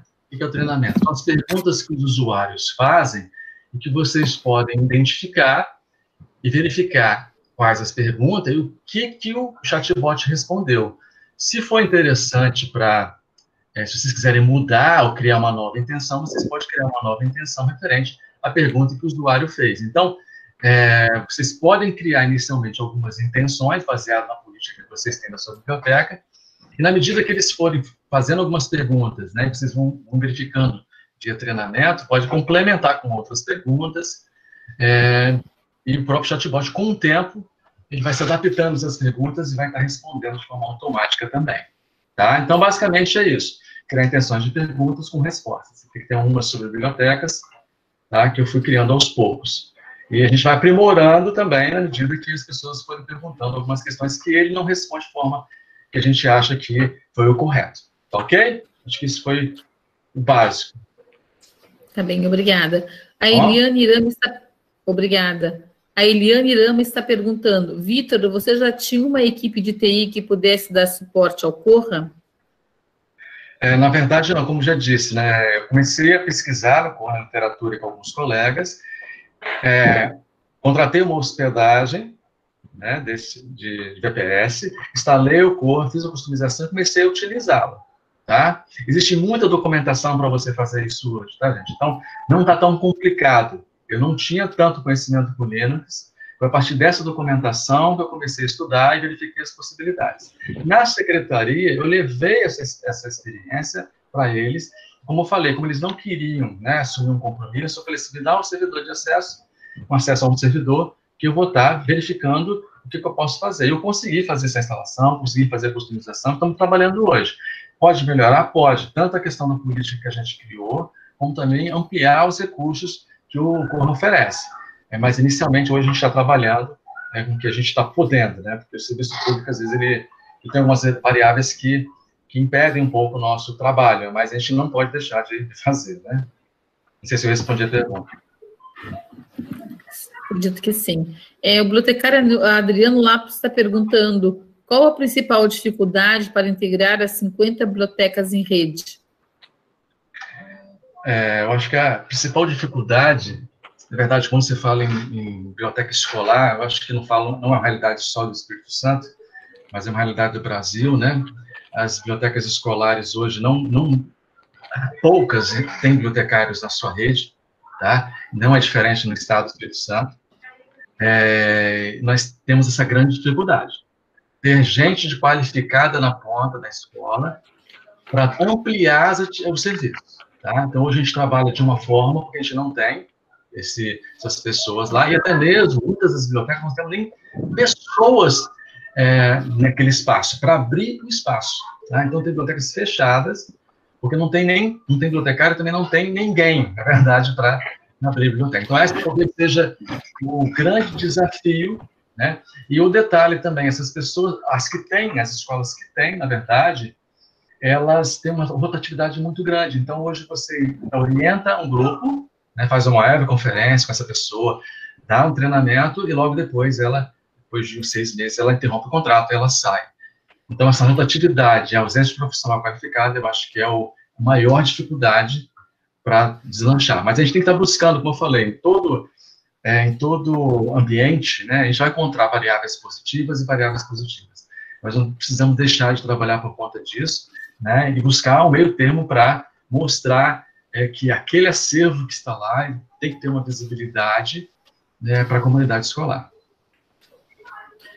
Eu acho que o que nós estamos vivendo agora a tecnologia está mostrando a necessidade que nós estamos na nossa área de formação, de aperfeiçoamento, de mostrar novos caminhos, de inovação, de trabalhar com ferramentas que venham beneficiar as nossas comunidades. É muito bom ouvi-los.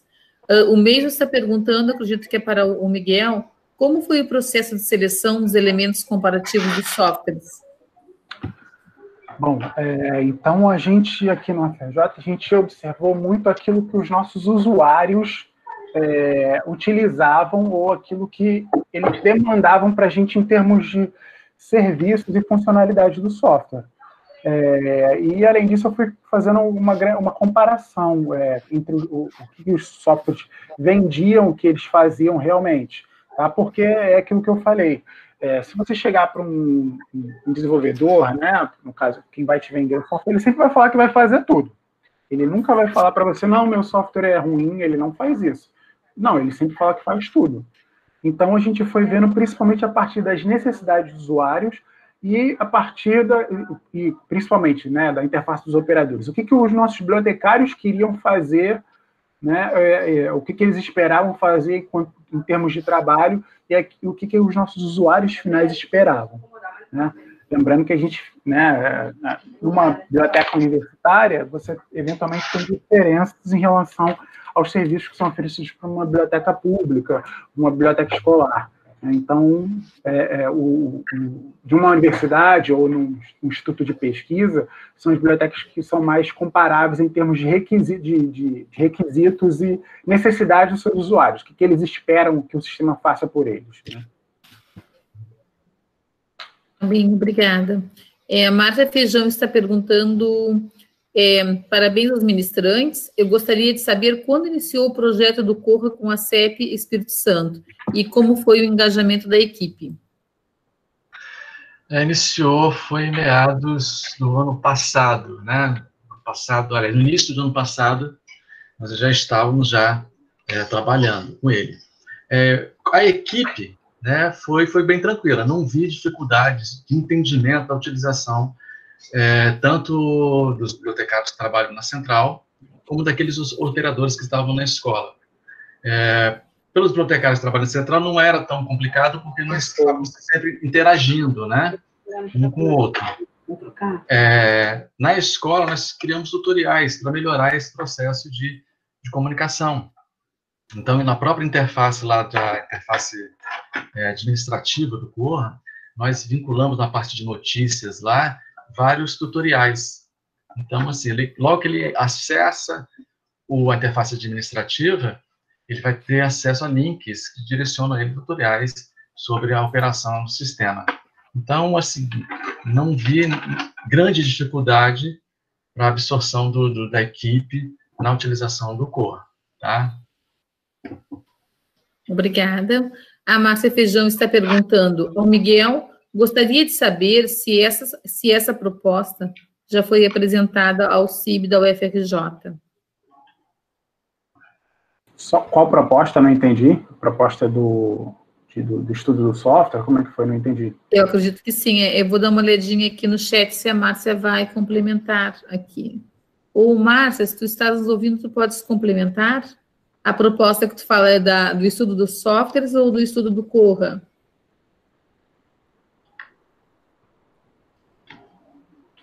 Mas está online, não sei se ela está ouvindo. Isso, ela falou que a Paula respondeu. Boa tarde, pessoal. Boa tarde, eu estou aqui sim. Não, a Paula me respondeu. Na verdade, queria saber se... Porque eu entendi que o Miguel está fazendo um estudo muito grande, aprofundado, né? Até pelo tamanho do UFRJ, não pode ser um estudo simples, né, simplista, tem que ser realmente um trabalho bem complexo, e a pergunta era se já tinha sido oficialmente apresentado ao CIB, e ela colocou também que ainda vai apresentar a reitoria. A Paula me respondeu. Obrigada. Também, obrigada. O estudo já foi concluído, na verdade. A gente só está realmente aguardando para apresentar nas instâncias superiores, porque, como eu falei, a FRJ hoje, como é que é o histórico, né?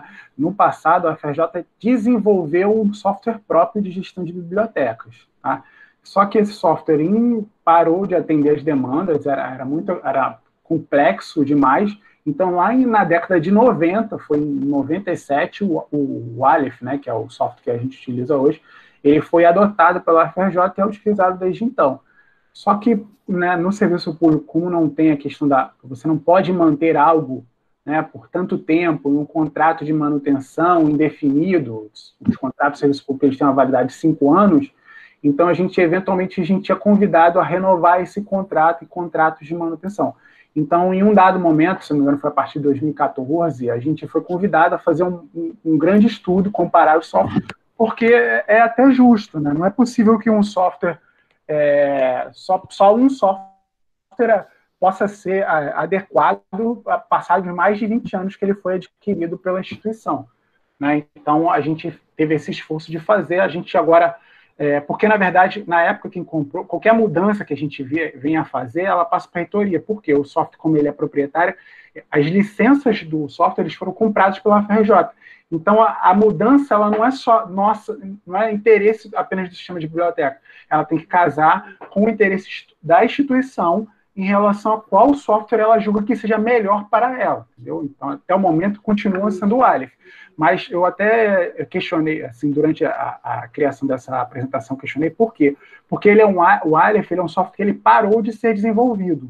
Tá? A Xlibris encerrou ele não é mais desenvolvido, porque agora eles estão migrando para... Eles são daqueles 3 players que eu falei que estão trabalhando no modelo de nuvem como plataforma de serviço. A Xlibris é um das 3 empresas, né, dos 3 softwares que disponibilizam esse modelo, e agora eles só vendem essa nova modalidade. Você não compra mais a licença do software, você assina a utilização do software, né, que agora tem um outro nome, e que faz também milhares de coisas, a mais até do que os softwares normais de biblioteca. Eu já estive até fazendo uma outra apresentação sobre isso, que é a chamada 5ª geração de softwares de bibliotecas, né, que ele gerencia basicamente tudo, até o controle de acesso do usuário à base de dados, controla proxy, controla contrato, ele controla absolutamente tudo que a biblioteca faz. Ele até alguns desses softwares vêm até, inclusive, com ferramentas de business intelligence, que eles até preveem, tipo assim, quais são algumas métricas que o usuário tem, e você pode agendar serviços, por exemplo, né, para determinadas bibliotecas, para determinados usuários. Se você tiver a oportunidade de ver, é incrível. Você quase fala com o software, ele faz sua mágica para você acontecer. Nossa, perfeito, muito boa resposta. A Ceissa Dias está solicitando o link do blog porque ela gostaria de visitar. Se tiver como passar para ela. Eu vou colocar aqui no chat agora. Tá legal. A Paula Mello. Oi, Paula, tudo bem? Nossa conterrânea que mora lá no Rio de Janeiro, que alegria. Esse grupo aqui está muito interessante, estou vendo pessoas muito legais, estou vendo que o Tiago está por ali, o nosso presidente do CRB do Paraná, o Adriano Lopes também está. Olha, está muito legal ouvi-los. Oi, Tchê, legal, muito bom estar com vocês aqui. A Paula Mello está perguntando como se constituiu a equipe que faz a manutenção. Vocês têm apoio nesse sentido? Pergunta é para mim ou é para o Vitor? Eu acho que é para o Vitor. Não tenho certeza, ela não direcionou. Eu acho que você pode responder também, Miguel, mas eu vou falar primeiro, pode ser? Claro, claro. O que acontece? Nós, claro, como o servidor que nós estamos utilizando, ele fica locado no setor de tecnologia da secretaria, claro que a gente tem uma certa dependência deles, então, em alguns momentos, a gente precisa dele. Mas, com relação à atualização da aplicação, algum tipo de problema que possa acontecer, eu, em particular, que estou buscando a solução, tá? Porque hoje, eles não querem assumir isso. Então, eu me coloquei à disposição, tá? Para assumir. Eu estou verificando que existe essa possibilidade, como já comentei na apresentação. Por que existe a possibilidade? Porque a comunidade do CUR, ela é muito forte. Então, assim, internacionalmente ela é muito forte. Então, assim, qualquer problema que eu verifiquei no sistema, ou algo que eu queira incluir, algo mais, eu insiro no grupo, em menos de 10 minutos eu tenho uma resposta. Então, isso é um indicador muito bom também para o CUR, não só para suporte, mas também com relação a atualizações.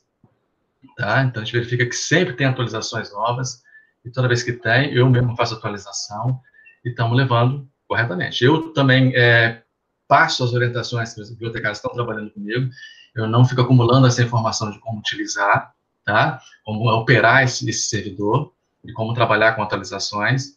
Então, assim, nós estamos assumindo essa responsabilidade junto à secretaria, tá? Mas eles, é claro, eles têm, o pessoal da TI deles, tem acesso ao banco de dados, tem acesso a todo o sistema. Então, não está só preso ao Vita, os bibliotecários da SEDU. Como está no servidor deles, eles vão ter esse acesso, as informações não vão se perder, claro. Né? Muito obrigada. Eu aqui na UFRJ, eu trabalho basicamente, eu sou lotado como bibliotecário, mas eu não fico dentro de nenhuma biblioteca, eu trabalho dentro da equipe de TI, dentro da equipe que cuida basicamente da infraestrutura dos sistemas corporativos da UFRJ. Né? Então, os sistemas que são vinculados às bibliotecas, basicamente sou eu que administro todos, né? Em os que são livres, obviamente, eu faço a instalação, faço configuração, manutenção, customização, e os são proprietários, eventualmente, né, tem algumas questões técnicas que, se não for eles instalam, mas eu administro, se tiver que fazer alguma modificação que seja por conta da FRJ, sou eu que faço, enfim, porque o nosso modelo de software, né, o Aleph, ele trabalha no modelo de shared source, o código é compartilhado. Eu só não posso mexer na estrutura do sistema, mas eu posso, por exemplo, acessar o banco de dados e criar índices, criar tabelas, criar índices de buscas novos, enfim, posso modificar bastante do sistema, eu não posso mexer na estrutura dele.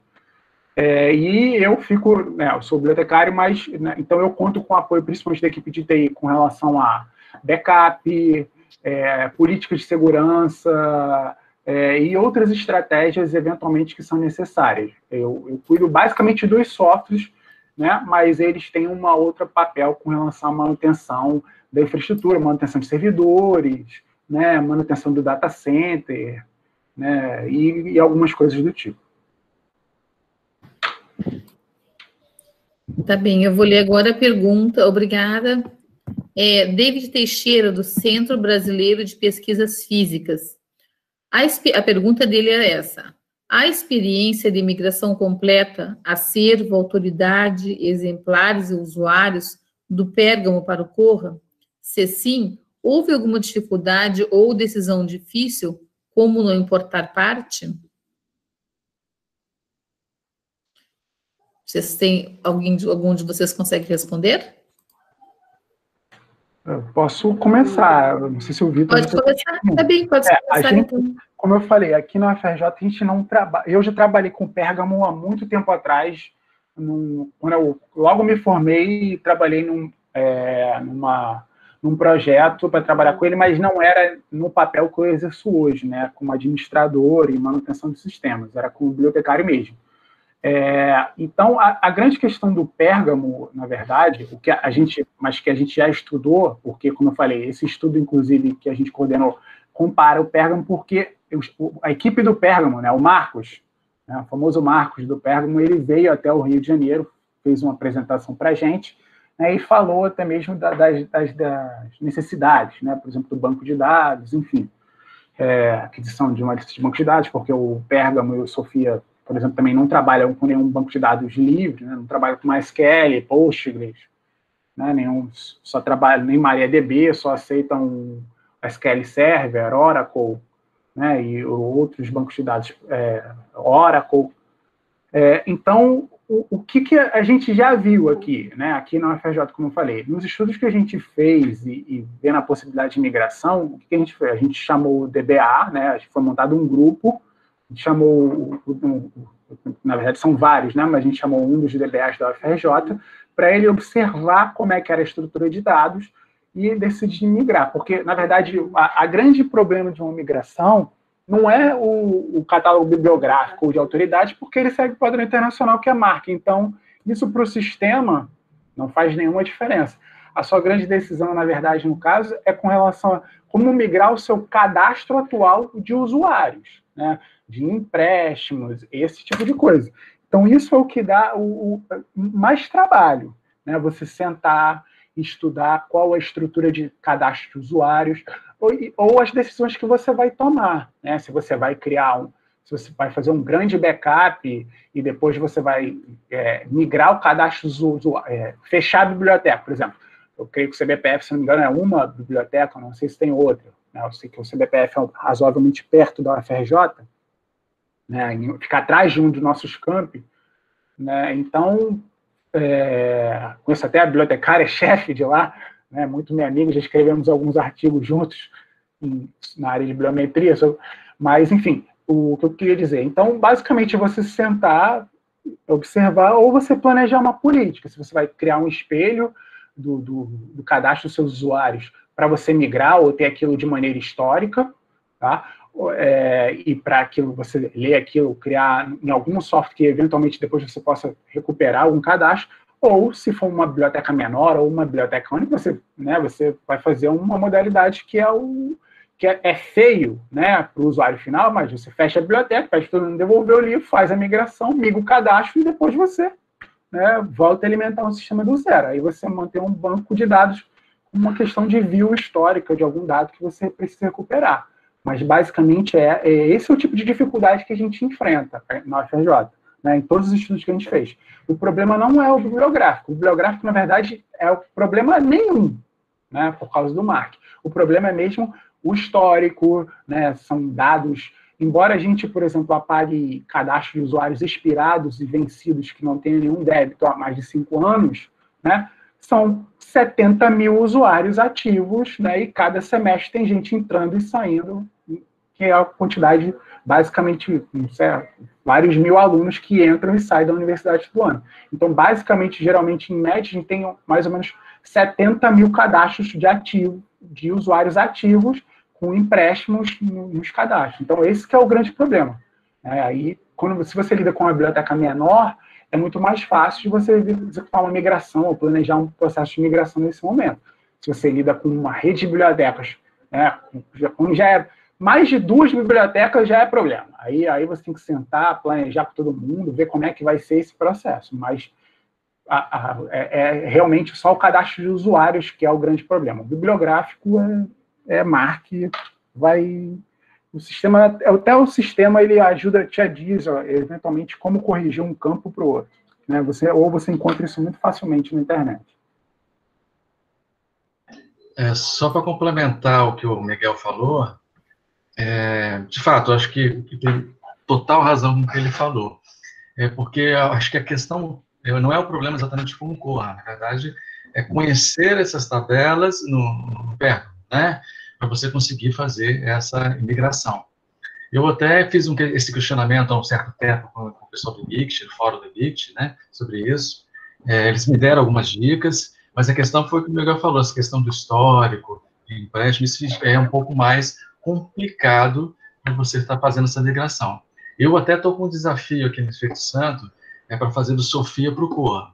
Para isso, eu estou até buscando parceiros, né, algum parceiro da área de TI, e o que ele me pediu inicialmente, que ele quer conhecer, por exemplo, as tabelas do Sofia. No caso, eu quero mudar para o Sofia para o Corra, né? Então, ele quer conhecer primeiro essas tabelas do banco de dados do Sofia, para depois dizer, olha, vamos ter esse nível de dificuldade ou não.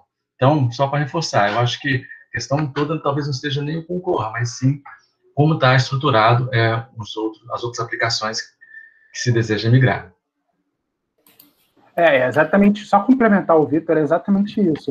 E a grande questão, como eu falava até, que as empresas, né, principalmente, são muito poucas empresas, eu só conheço, na minha experiência, eu já trabalhei com Perga há muito pouco tempo e com Sofia também pouquíssimo tempo, eles não abrem a possibilidade de você visualizar o banco de dados.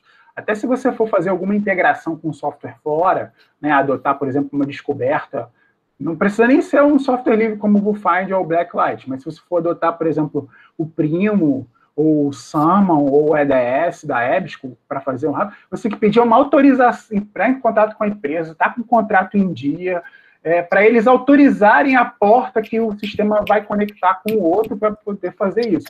Então, são realmente... Porque eles vivem disso, né? Não é qualquer empresa que ela tenha confiança de falar assim, não, querido, o software é meu, eu confio no meu produto, faz o que você quiser, eu vou ficar aqui. Se você quiser alguma atualização, eu estou aqui, você me paga, eu instalo a atualização, senão você pode ficar com o software quando você quiser. Né? São poucas empresas que têm essa confiança, têm esse grau de confiança no seu produto. E aqui, como eu falei, o Perga no Sofia, você não vai encontrar isso, porque eles realmente não dão acesso nenhum. Você, no máximo, você trabalha como gestor da plataforma. Né? Eu já, até aqui no FRJ, quando eles vieram aqui, tanto o Perga como a Sofia, foi uma das questões.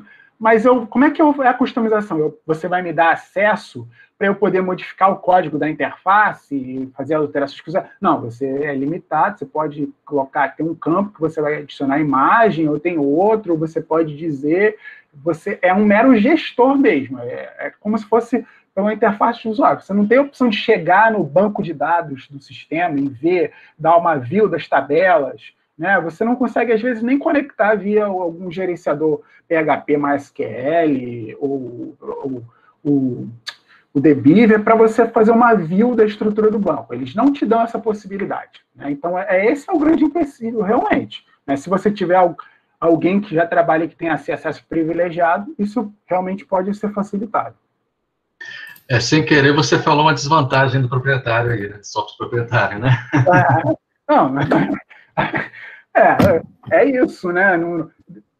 Como eu falei, depende do software proprietário. Se a empresa confia muito no produto dela, ela fala, querido, pode ver o que você quiser, eu estou aqui, você já comprou, o produto é meu. Se você quiser atualização, você me paga o contratinho de manutenção, eu atualizo o software para você. Se não, você fica por sua conta, mantém ele você, estou aqui porque você precisar. Não é toda empresa que tem esse grau de confiança no seu produto. Verdade. Muito obrigada pelas colocações. A Paula está me passando aqui mensagem que está encantada. Acredito que todos nós estamos. Ótima aula de hoje. O bibliotecário Adriano Lopes, do Paraná, ele fez uma pergunta e depois o José Ricardo respondeu. Então, acho que nós poderíamos passar adiante até pelo tempo que nós temos. Tá? Ali no chat está respondida. O Ítalo também contribuiu respondendo algumas questões ali no chat, que foi muito bom.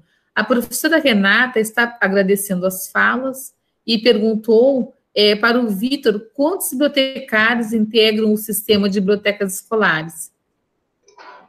Você tocou numa questão delicada agora, né? Infelizmente, a Secretaria de Estado ela só está com 2 bibliotecários na central, né? E nós temos aproximadamente quase 300 escolas. Então, nós estamos gerindo o acervo, na verdade. Só que a Secretaria já está em conversa junto com o CRB, porque eu acho que é o CRB que tem que fazer esse papel, né, junto à Secretaria, para inserir os bibliotecários na rede. Né? E quando me perguntam, eu falo, olha, se quer um serviço de mais qualidade, tem que ter bibliotecário na rede. Né? Então, nós estamos fazendo o que podemos. Né? Só 2 bibliotecários lá na central. Não é o ideal. Né? Então, assim, de qualquer forma, eu acho que com a lei, né, a lei que, de certa forma, exige que se tenha bibliotecários, o CRB tem que se fiscalizar e está cobrando essas secretarias para ter. Né? E se o nosso trabalho ainda não conseguiu a dimensão que deveria conseguir, um dos fatores, de fato, é a ausência dos bibliotecários na rede.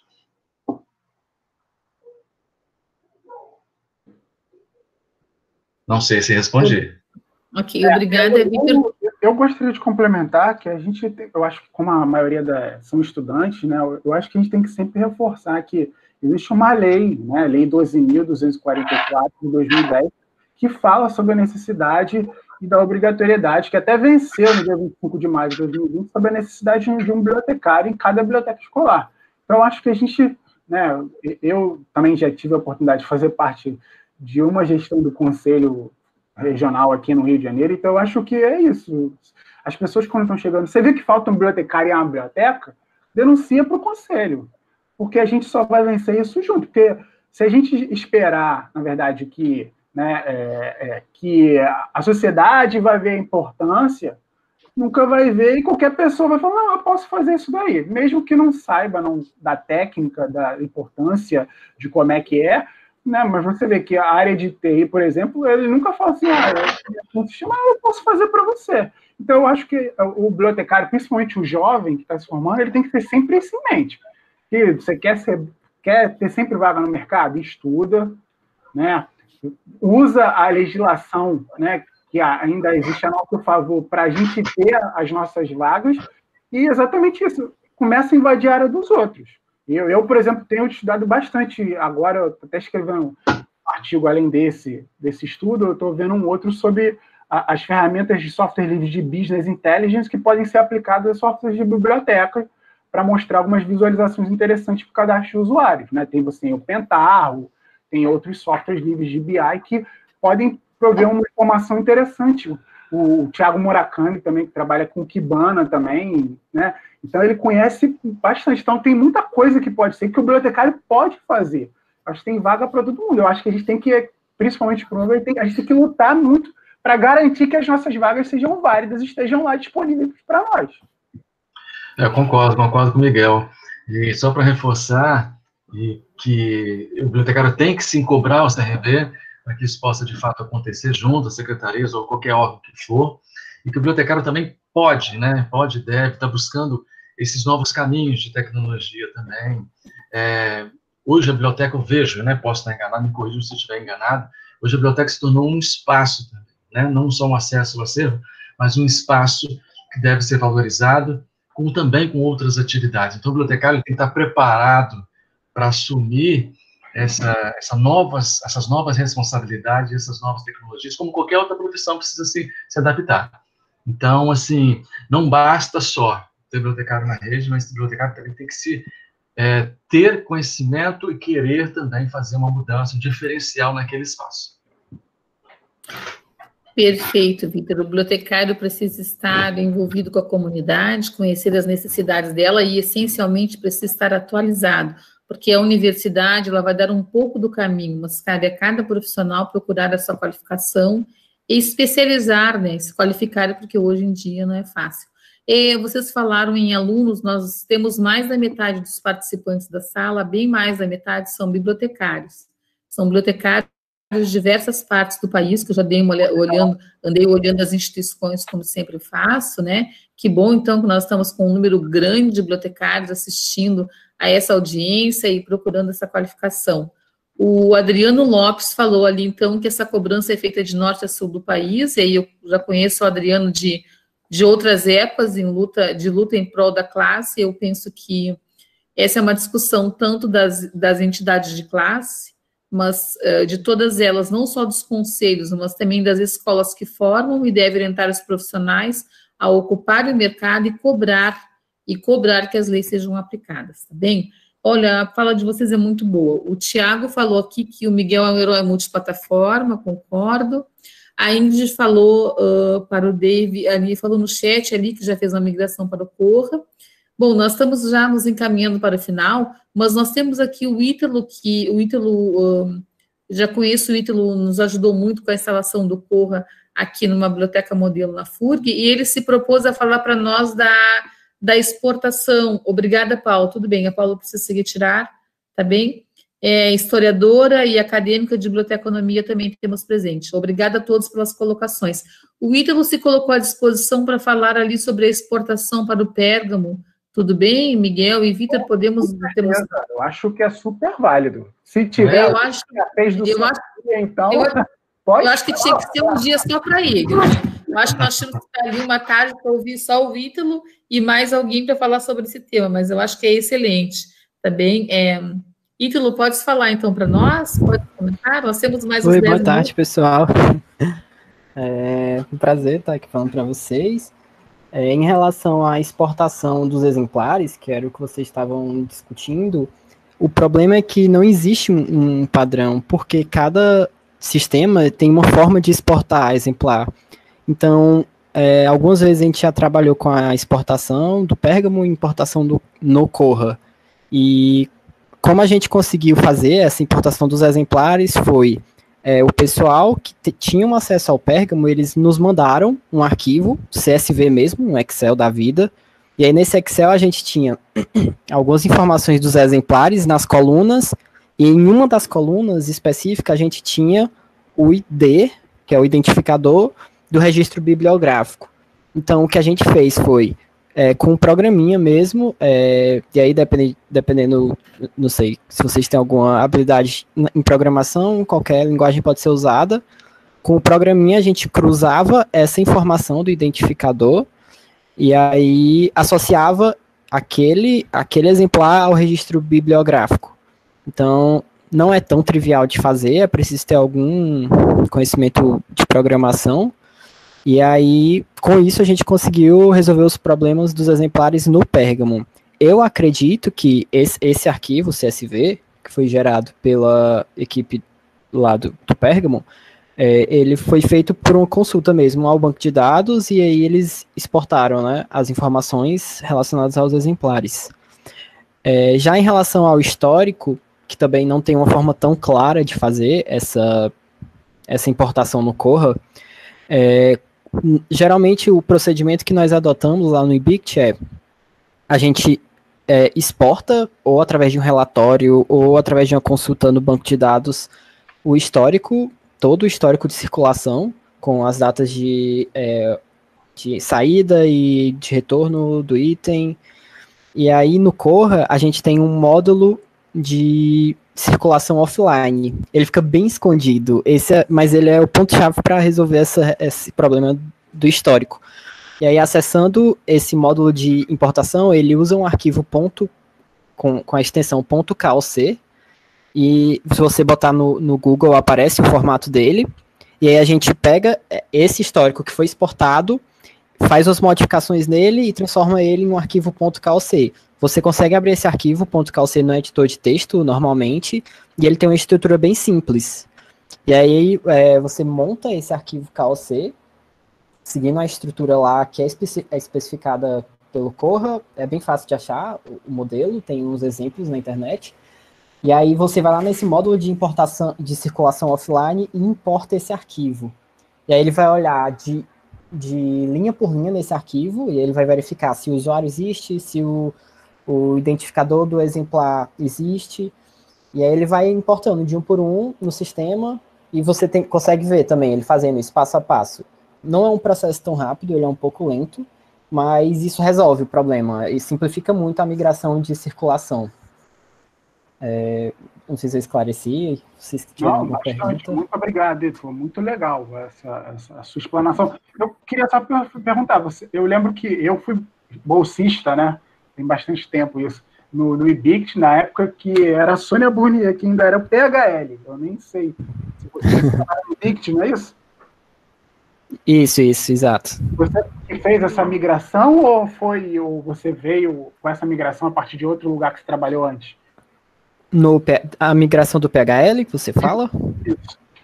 Essa migração foi feita antes de eu entrar no IBICT, mas a gente tem um relatório dessa migração completa, e ele está disponível, se vocês quiserem.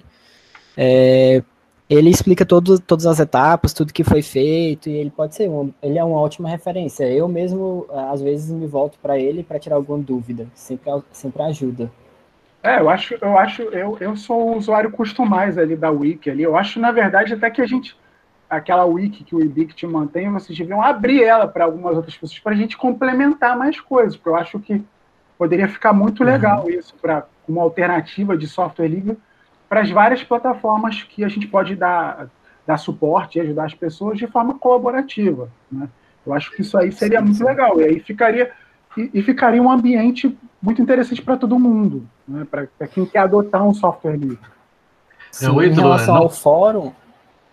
É o Wikibict BR. Não querendo te dar trabalho. Desculpa. O Victor sempre vejo lá no fórum, né, Victor? Eu tô te... No fórum também, às vezes, quando eu participo, eu vejo mais o Washington. O Washington perturba bastante o Washington. Mas, Ítalo, assim, não querendo te dar um trabalho, né, mas se você pudesse, sei lá, fazer um tutorialzinho pra gente aí, inserir pra gente, eu agradeceria. Porque eu tô nesse processo aí, tô tentando ver, acho que até comentei com você já uma vez no fórum, né? Você fala esse processo de migração do histórico? Do histórico, na verdade, de tudo, na verdade, né? Mas eu acho que o histórico que é uma questão mais central, né? Porque ele tem um recurso de importação de usuário, tem recurso de importação de registro bibliográfico, mas ele o histórico eu não visualizei. Não é tão evidente, Ele então, foi assim, mais... Se você, não te querendo te dar trabalho, mas já te dando, né? Não, que é isso. Se você pudesse né, compartilhar isso com a gente aí, eu ficaria grato. Certo. Eu vou escrever lá um tópico falando sobre isso. Acho que aí fica legal, porque todo mundo consegue acessar e tentar usar, né? Perfeito. Obrigada, Ítalo, pela exposição. Eu confesso que eu não entendi nada, mas eu tenho certeza que vai ajudar o pessoal da TI, porque é informação bastante técnica. É interessante a gente saber, então, que essas ferramentas conversam. Pessoal, nós criamos um grupo de estudo sobre o Corra aqui em Rio Grande. Esse grupo é um grupo do WhatsApp que reúne bibliotecários, professores, profissionais de TI. Já começamos humildemente com o pessoal daqui da cidade, já estamos com o pessoal do estado, e se alguém mais quiser entrar, a ideia é a troca de informações e realmente estudar o Corra, porque eu acredito que é uma ferramenta que nós temos que investir e que vai colaborar muito para as nossas bibliotecas. Se alguém não conseguiu assinar a lista de chamada, depois me manda um e-mail para aquele e-mail lá que vocês receberam, tá? Porque eu deixei ela aberta até 5h30, 5h15, depois eu fechei. Estamos chegando no final das palestras online, não é? Novamente, os nossos agradecimentos ao Vitor e ao Miguel por estarem conosco hoje, passando os conhecimentos, ao Ítalo, que complementou e trouxe informações bem interessantes, a Ingrid, que é nossa gestora da sala virtual, que hoje se virou nos 30, porque nós passamos de 80 pessoas na sala, e às vezes, por algum motivo, não entra o e-mail da pessoa, a sala não aparece, e aí a Ingrid caiu, mas a Ingrid se virou bravamente com o apoio do Ítalo. O Shintaka, que está bem quietinho ali na sala, né, que é um dos grandes colaboradores desse trabalho que nós estamos fazendo. E em especial para todos vocês que estão aqui até agora, mais de 70 pessoas, né, que estão aqui ouvindo essa troca de experiências, compartilhando conhecimento, aprendendo, pensando que dias melhores virão. Muito obrigada. Professor? Canon? Sim, pois não. Aqui eu segui atrasado na palestra, então não tive tempo de assinar a chamada. Depois você me passa um e-mail, por gentileza, tá? As pessoas que se inscreveram, tem o meu e-mail lá que eu encaminhei, tá? Aí a gente conversa por e-mail, tá bom? Onde está o e-mail? O e-mail, eu vejo o teu nome e depois eu mando para ti ali, tá bem? Eu tenho o teu e-mail ali na lista e te encaminho, tá bem? Tá bem. Então, muito obrigada a todos e a todas pela oportunidade. A professora Renata, que está compartilhando conosco os conhecimentos do Corra, a professora Márcia, a professora Marisa, somos aqui as 4 professoras da FURG correndo atrás de informações sobre o Corra, e hoje vocês enriqueceram os nossos conhecimentos, colaboraram para melhorar o nosso dia, para a gente acreditar que é possível a informatização das bibliotecas escolares com uma ferramenta aberta, e que possa propiciar a comunidade ter uma informatização e gestão de bibliotecas. Então, Miguel, Vitor, a Ingrid na escuta, o Shintaka está ali, alguém quer falar alguma coisa? Sintam-se à vontade. Não sei se está dando para me ouvir. Sim, muito bem. Obrigado, Angélica, por tudo, né? E dizer isso, né? Que foi quando a gente falaram da migração, que talvez essa seja uma das grandes diferenças que nós fazemos, que a gente não tem feito estudos não de migração só dos registros, mas de tudo, histórico de empréstimo, ou seja, fazer um pacotão inteiro. Então, e temos um livro, tá, sobre a migração do PHL para o Corra.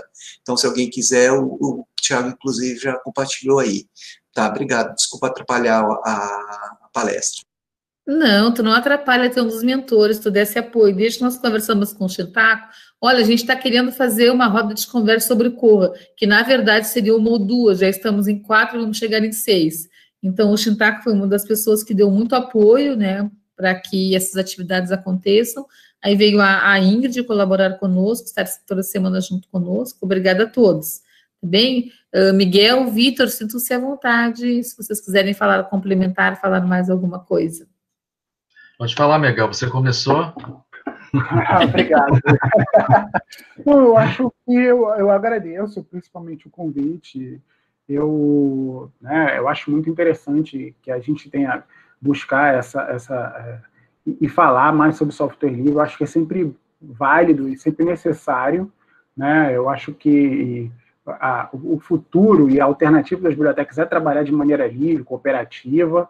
Acho que a gente já trabalha dessa forma há bastante tempo, né? E até mesmo porque os recursos são escassos, né? E as empresas de software elas sabem cobrar muito bem. Quem já teve a oportunidade de fazer algum levantamento de software, né, para adoção de software em alguma instância, você vê que o valor de você contratar um profissional para ele instalar um software livre para você na estrutura que você determinar é ínfimo se você comparar em relação ao gasto que se tem de você manter um serviço que é pago mensalmente ou anualmente ao longo do tempo, né? Que o dinheiro nunca retorna e está sempre, né, dependendo do serviço, da modalidade de contrato, você deixou de pagar, você não tem nem mais aquilo que você alimentou, né? Então, eu acho que é sempre válido, é sempre importante, interessante a gente falar disso, acho que é sempre necessário, né? E lembrar sempre que existem muitas alternativas livres, né? Eu trabalho aqui na FAJET, pelo menos, o único software proprietário que ainda trabalha é o do sistema de biblioteca, todos os outros, né, desde do provedor de acesso federado, do Shibboleth, a Proxy, a tudo, eu trabalho com software livre, né, OMP, OCS, OJS, Atom, até o arquivo Ematica, agora que a gente está implantando aqui para o nosso sistema de arquivos, todos os softwares livres. Então, eu acho que isso é muito importante, a gente ter sempre isso em mente, e isso, né, fazer valer a política do software livre, e lembrar o quanto que isso é benéfico para a sociedade, né, não é só para a gente, enquanto usuário, operador do sistema, é para a sociedade como um todo. E agradecer, eu acho até, na verdade, só complementar, né, que eu acho que a grande dificuldade, o Vitor, eu acho que ele está numa posição invejável, né, porque a Secretaria do Espírito Santo parece ser muito coerente, muito, porque adotaram esse modelo. Aqui no Rio, né, as bibliotecas, por exemplo, públicas, que elas pagam para uma empresa que usa um software que eu nem vou falar, porque ele ainda é muito longe desses que eu falei na minha apresentação, então eu acho que ele nem merece ser comentado. Mas, enfim, então, é nesse nível, né? Quando você tem uma política, né, de Estado, né, que faça valer o software livre, isso é muito gratificante, é muito interessante, eu acho extremamente válido. Obrigada, Miguel. Acho que os bibliotecários têm que se engajar mais nessa luta e têm que mostrar isso para a sociedade. E eu acredito muito que nas escolas a gente tem que começar incentivando os alunos a trabalharem com isso. Eu trabalho com DSpace e OJS em sala de aula, e acho que tem que abrir caminho para OMP, que bom saber que fala do OMP, já vai ser um próximo convite sobre o OMP. Então, acho que a gente tem que ensinar isso na sala de aula para os futuros bibliotecários, OMP, OJS, DSpace e todas as outras ferramentas abertas que nós tivemos. Concordo contigo. Vitor? Eu gostaria de agradecer o convite, né, e parabenizar tanto o IBICT quanto a universidade, porque, pelo meu conhecimento, é a primeira vez que eu vejo um encontro desse partindo da universidade, né? Então, assim, parabéns a vocês, espero que tenham um novo e recebam o convite, né, para participar também, pelo menos como convidado, tá? Porque a gente precisa desse nível de troca de informação, né? Se você for pegar um mapa hoje de quem usa o Corra no mundo, você vai verificar que o Brasil, que é um dos poucos que utiliza o Corra. Então, acho que nós precisamos, sim, de que haja mais compartilhamento de informação, mais encontros como esse, de universidades, partindo da universidade, juntamente com o IBIT, para que a gente possa fortalecer esse processo, tá? E o bibliotecário, ele tem que estar à frente disso. Ele não precisa ter receio da tecnologia ou de novas possibilidades, ele tem que estar buscando isso, e para isso existem apoio, né? Tem o ITRO, tem o IBIT, tem a universidade. Então, assim, vocês estão de parabéns e agradeço a oportunidade. Muito obrigada, pessoal. Muito obrigada mesmo por todos vocês estarem aqui e realizarem mais esse sonho. Todos nós juntos falando sobre gestão e informatização de bibliotecas e falando do Corra. Muito obrigada. Então, estamos encerrando. Tenham uma boa semana, que os próximos dias sejam ótimos. Aqui no Sul, muito frio, chuva, mas, se Deus quiser, dias melhores virão. Obrigada a todos. A Ingrid vai fechar nossa sala, não é, Ingrid? Nosso apoio aqui. Obrigada a todos pela parceria. Pelas palavras. À universidade, obrigado a todos os participantes, né? Então tá, pessoal, até a próxima então, tá bem? Um abração para todo mundo, tá? Um abraço. Obrigada.